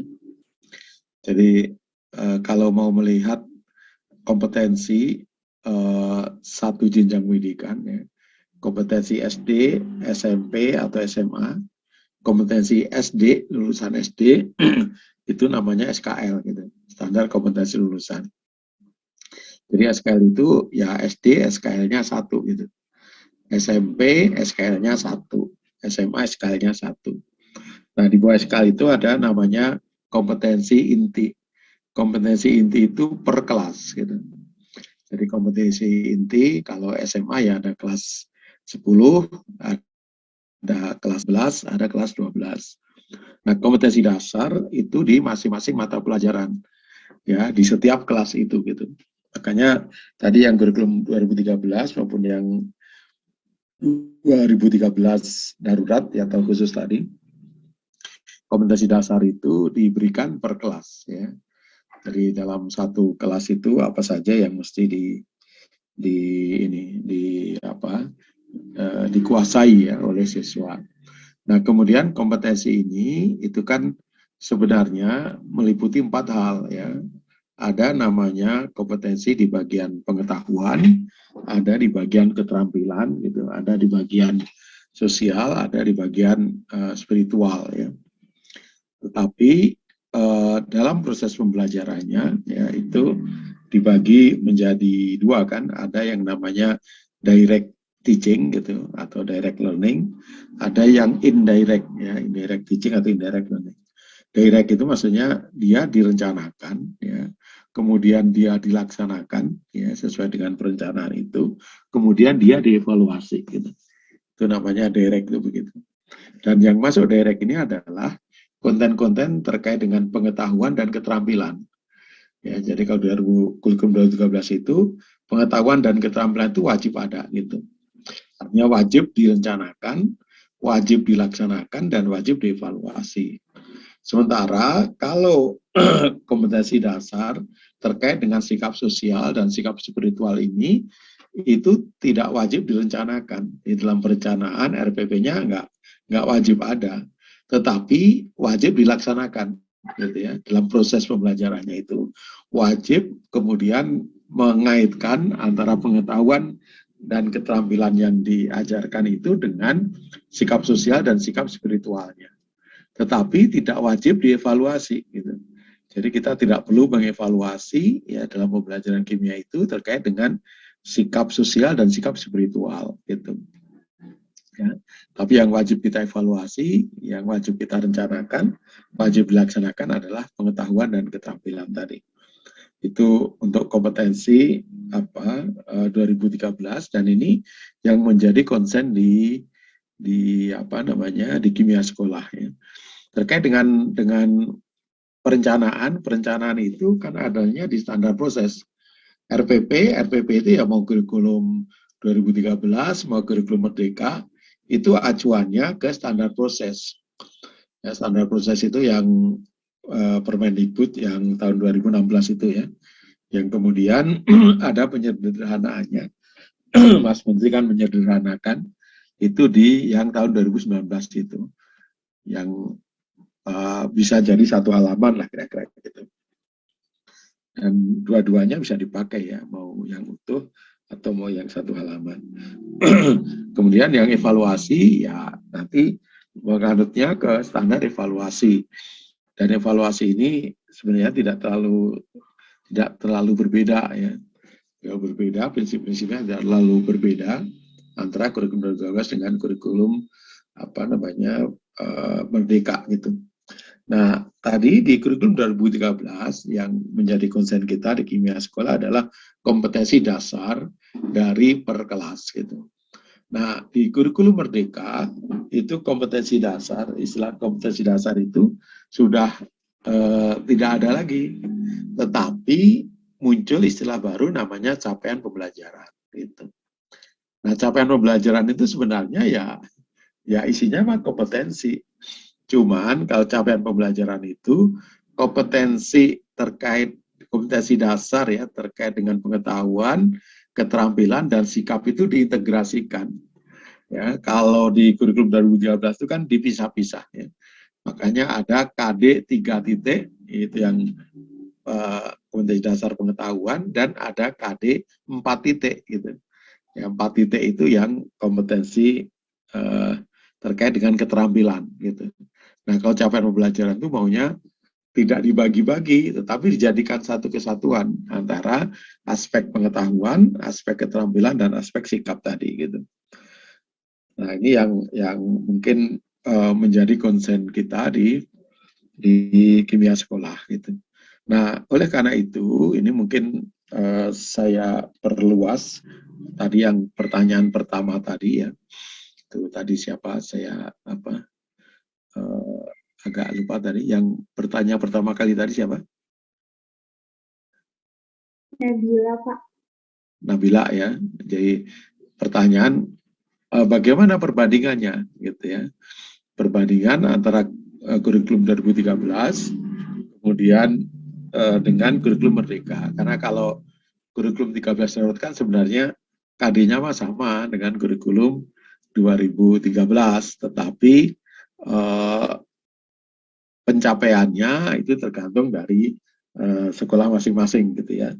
Mau dicapai berapa persen ya dari kurikulum 2013 itu dipersilahkan gitu. Tetapi itu hanya diberlakukan dalam kondisi khusus ya, atau kondisi bencana ya, diantaranya kondisi pandemi. Nah, itu yang bagian berikutnya yang kemudian saya minta saudara sekalian mengkaji itu ya.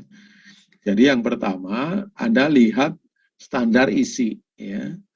Di standar isi ya Anda lihat terkait dengan kimia, standar isinya itu berdasarkan PP yang baru, standar isi yang khusus kimia gitu ya. Kemudian Anda bandingkan dengan kurikulum 2013 ya.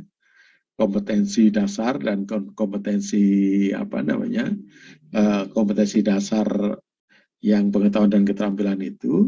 Kemudian satu lagi capaian pembelajaran ya yang ada di dalam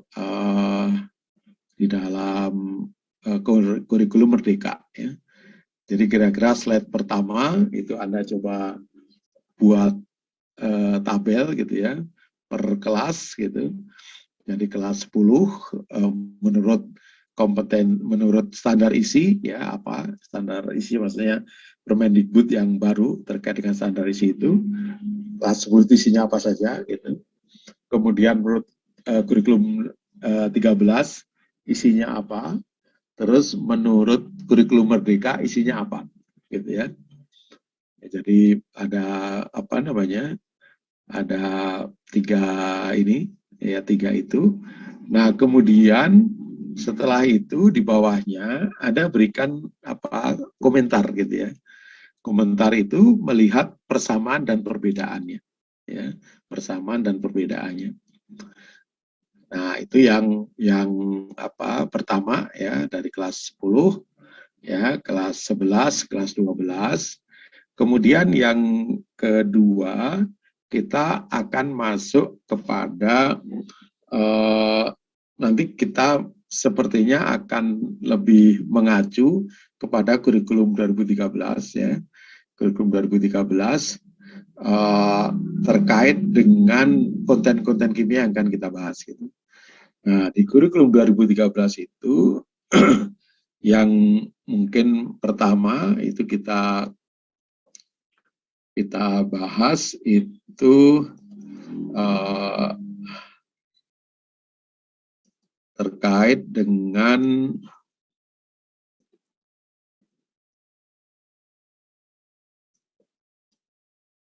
bentar saya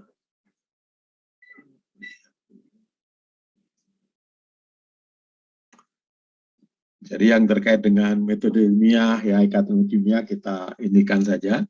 Itu kita mulai masuk di perkembangan model atom ya. Kita masuk perkembangan model atom. Nah, di perkembangan model atom ini ya itu kan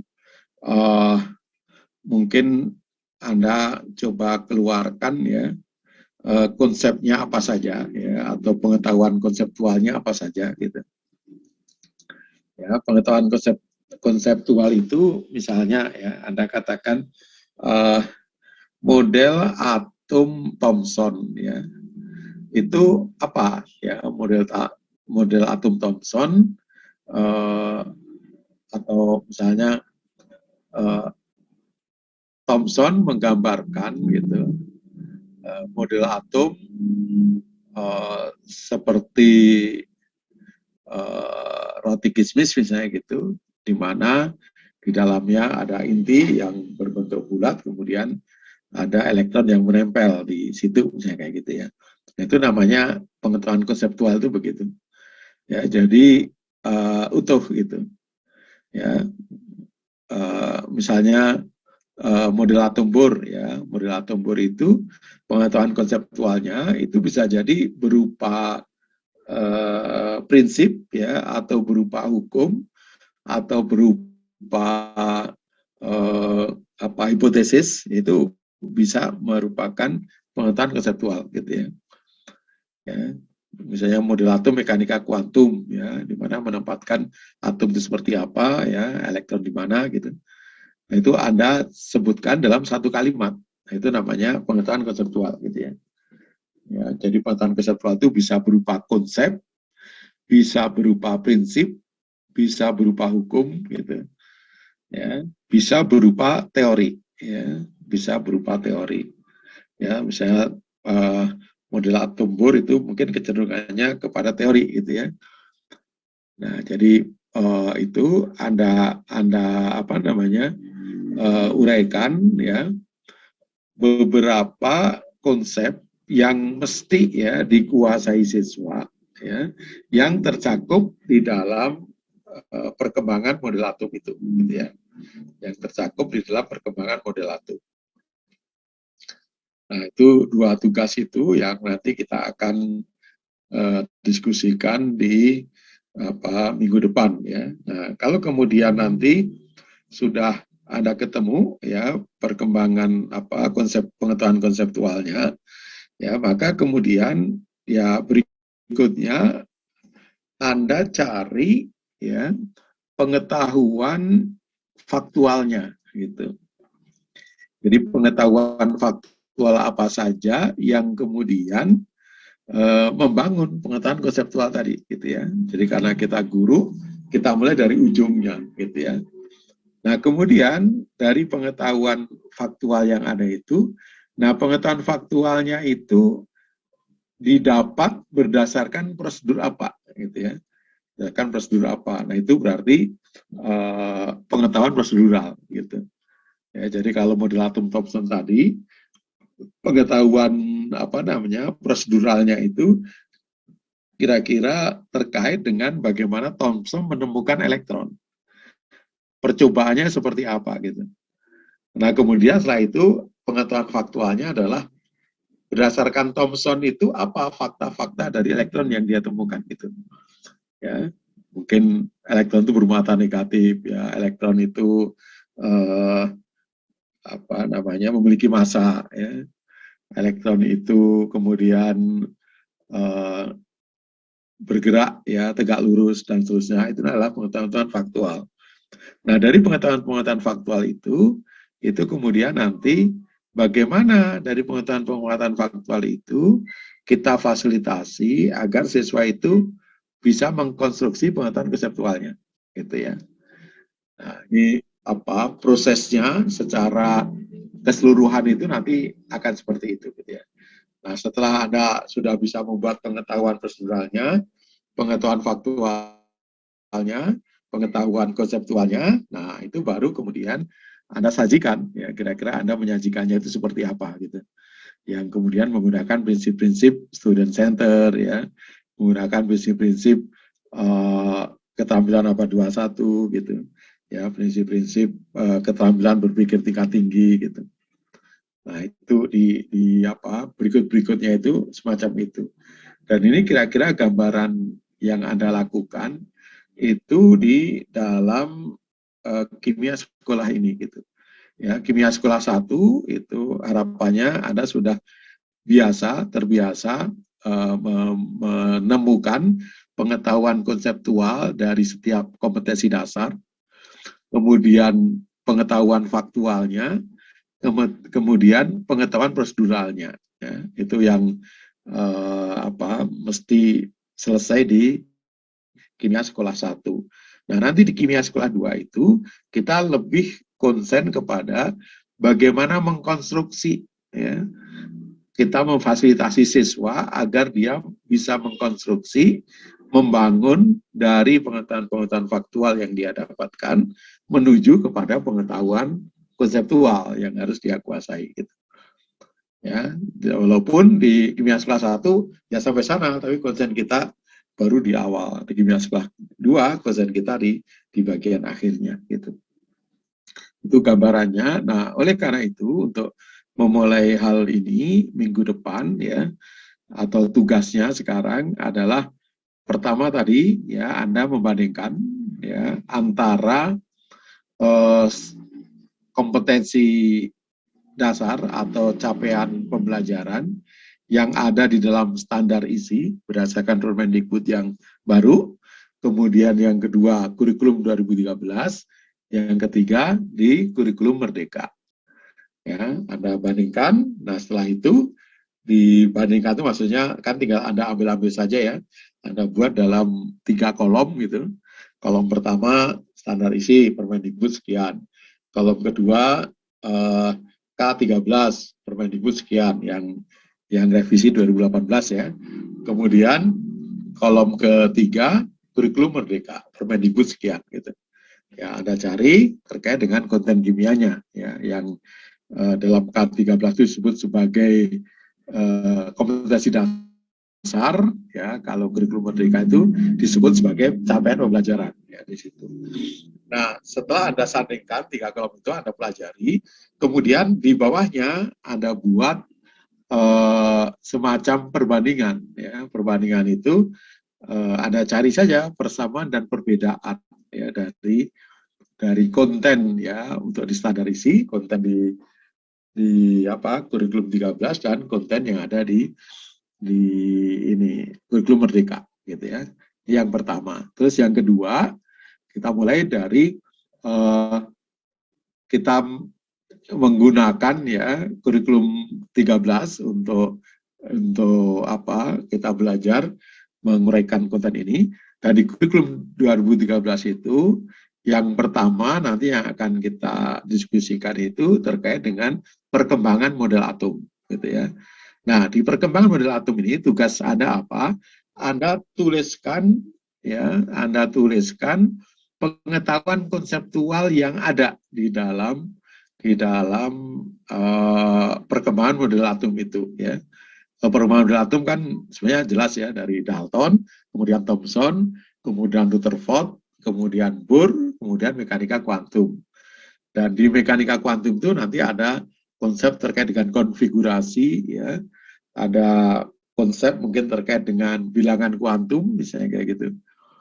Ya. Nah, itu Anda tuliskan saja ya pengetahuan konseptual apa saja yang ada di dalam perkembangan model atom ini ya, perkembangan model atom ini. Nah, itu apa kira-kira itu tugas Anda yang harus Anda kerjakan. Kita diskusikan minggu depan. Nah, kemudian ini kan ada 10 kelompok ya. Ada 10 kelompok ya? Iya, Bapak. Ya kan, 10 kelompok kan. Nah, itu kita bagi saja. Ya, 5 kelompok, berarti kelompok 1 sampai kelompok 5, ya, kelompok 1 sampai kelompok 5, itu kita bagi 2, ya. Ya, jadi kelompok 1 dan kelompok 2 bergabung, kemudian kelompok 3, 4, 5 bergabung, gitu ya. Jadi kelompok A dan kelompok B, gitu. Nah, nanti kelompok 6 dan 7 bergabung menjadi kelompok C. Kelompok 8, 9, 10 bergabung menjadi kelompok D, gitu ya. Jadi ada 4 kelompok A, B, C, D, gitu. Nah, kelompok A dan B itu mengerjakan tugas yang pertama tadi. Ya, mengerjakan tugas yang pertama. Kemudian kelompok C dan D itu mengerjakan tugas yang kedua. Gitu ya. Nah, nanti kalau apa istilahnya kita menggunakan diskusi panel gitu ya. Ketika kelompok A yang bagian presentasi, maka kelompok B itu panelisnya, gitu ya. Panelis itu dia mungkin bisa berkomentar, bisa bertanya, bisa mempertajam, ya, dari hasil yang didapatkan oleh kelompok A itu. Nah, nanti begitu juga di tugas yang kedua oleh kelompok C dan D, ya. Kelompok C-nya presentasi, kelompok D-nya sebagai panelis, gitu. Ya, dan panelis itu ya mengerjakan tugas yang sama. Cuman dia perhatikan mana yang sama dengan pekerjaan dia, mana yang tidak sama. Mana yang kemudian perlu Anda tanyakan, mana yang perlu Anda pertajam, mana yang perlu Anda komentari. Nah, kira-kira begitu. Sudah jelas ya? Tugasnya jelas? Jelas nggak? Bapak izin bertanya, Pak. Ya. Itu nanti dalam bentuk Word terus dijadiin PDF ya, Pak? Dalam bentuk, jadi bentuk filenya Pak, nggak apa-apa, mau Word, mau PDF, mau PPT, mau PowerPoint, itu silakan saja, mau file yang lain silakan saja. Yang penting ketika Anda presentasikan itu, ya kita bisa melihat dengan jelas gitu aja. Ya, saya tidak membatasi harus dengan Word atau PDF, Anda nyamannya pakai apa gitu. Yang jelas ketika Anda presentasikan itu akan lebih ini. Ya, karena mungkin Anda punya ini, kalau misalnya ada yang presentasi itu menggunakan misalnya apa yang baru itu apa namanya, yang sukain anak-anak SMA itu suka tidak pakai PowerPoint ya, pakai aplikasi yang ada di online itu. Untuk ini presentasi, dan mungkin dari situ kita bisa besarkan di bagian yang kita inginkan ya, dari semuanya lihat kemudian kita ingin bagian ini kita bisa besarkan gitu. Itu ada aplikasi-aplikasi begitu ya, kalau Anda menguasai itu Anda maksimalkan, Anda gunakan itu gitu. Ya, yang penting Anda sebagai guru itu harus berlatih bagaimana menampilkan sesuatu itu yang semenarik mungkin gitu ya. Kayak yang sudah ini ya, sudah Anda lakukan 10 kelompok itu yang sudah dipresentasikan, itu saya kira tampilannya kan menarik-menarik ya. Menarik, kemudian mudah kita pahami ya, kemudian secara keseluruhan kita bisa melihat petanya ya, kemudian Anda juga bisa menjelaskan bagian-bagian di situ ya. Di situ hanya Anda tuliskan misalnya kurikulum inti gitu, tapi Anda atau kompetensi inti, tapi Anda bisa menjelaskan kompetensi inti itu maksudnya begini gitu. Ya, walaupun maksudnya itu nggak tertulis, kalau tertulis kan penuh di situ. Ya, jadi keterampilan Anda untuk menampilkan ya, menggunakan media ya, mengkomunikasikan ya apa yang Anda pahami itu sebagai satu keterampilan yang harus dimiliki oleh seorang guru gitu. Ya, jadi kalau Anda bisa menggunakan di luar Word, di luar PDF, di luar PowerPoint yang mungkin lebih enak dipandang, lebih mudah kita melihatnya, boleh-boleh saja gitu. Ya, jadi silakan saja mau pakai aplikasi apapun, yang penting nanti ketika Anda apa namanya Anda jelaskan, kita menjadi lebih jelas gitu. Baik, Bapak, Gitu ya. terima kasih. Baik, Pak. Terima kasih. Dan ini Anda maksimalkan ya, seperti yang tugas pertama ini Anda maksimalkan, sehingga teman-teman Anda itu ya akan mendapatkan ya sesuai dengan yang Anda sampaikan gitu. Ya, jadi kalau Anda sampaikan sedikit ya teman-teman Anda dapat sedikit. Kalau Anda sampaikan full ya bagus, Anda akan dapatkan yang teman-teman Anda akan dapat yang bagus gitu. Oke, baik, masih ada pertanyaan? Saya izin bertanya, Pak. Silakan. Saya izin konfirmasi untuk tugas yang kedua tadi itu menuliskan pengetahuan konseptual dari materi perkembangan model atom itu tuh ya.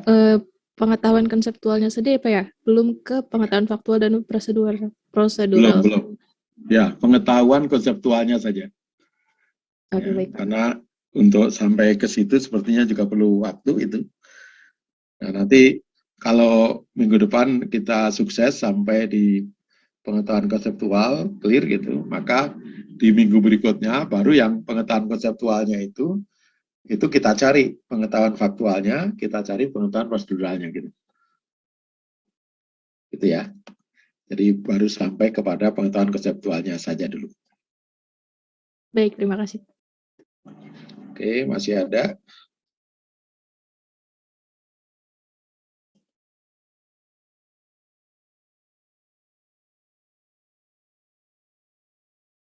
Mungkin saya izin bertanya lagi, Pak.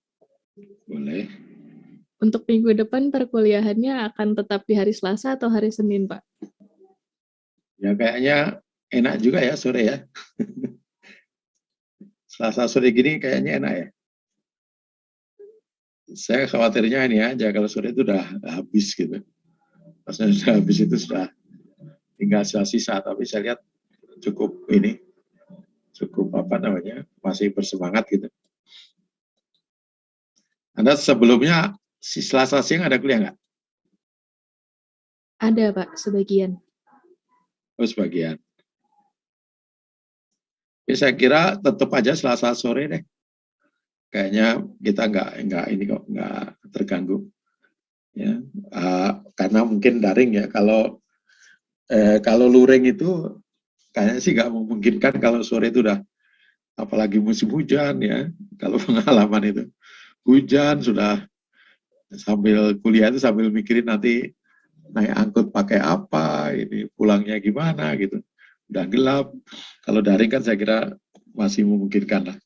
Jadi untuk minggu depan kita pakai ini aja jadwal yang ada ya. Itu di hari ini ya, hari Selasa.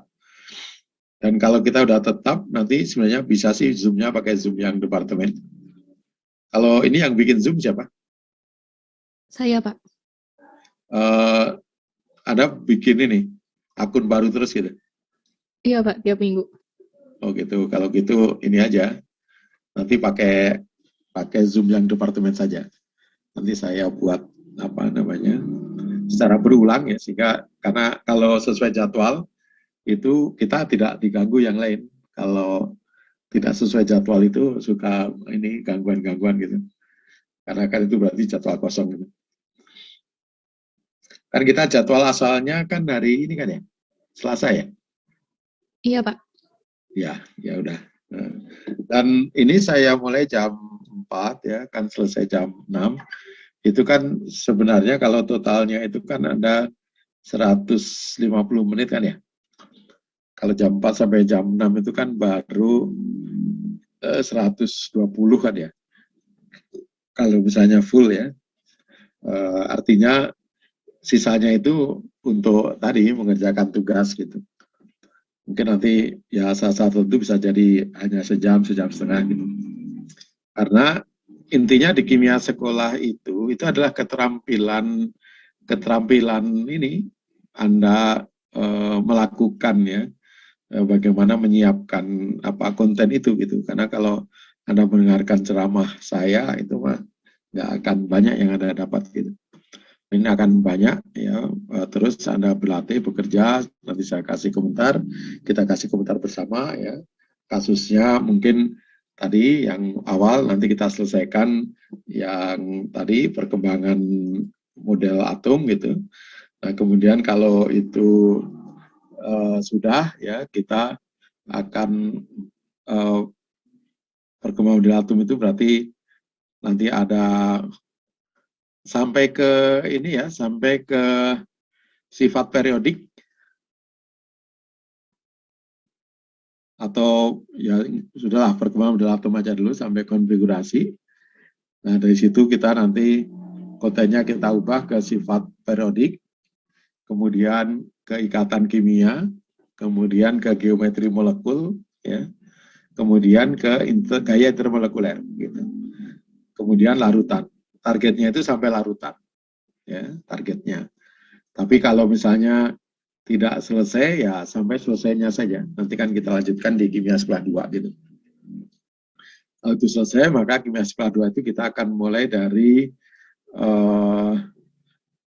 stoikiometri gitu, kemudian kesetimbangan, ya, kemudian laju reaksi termokimia, kemudian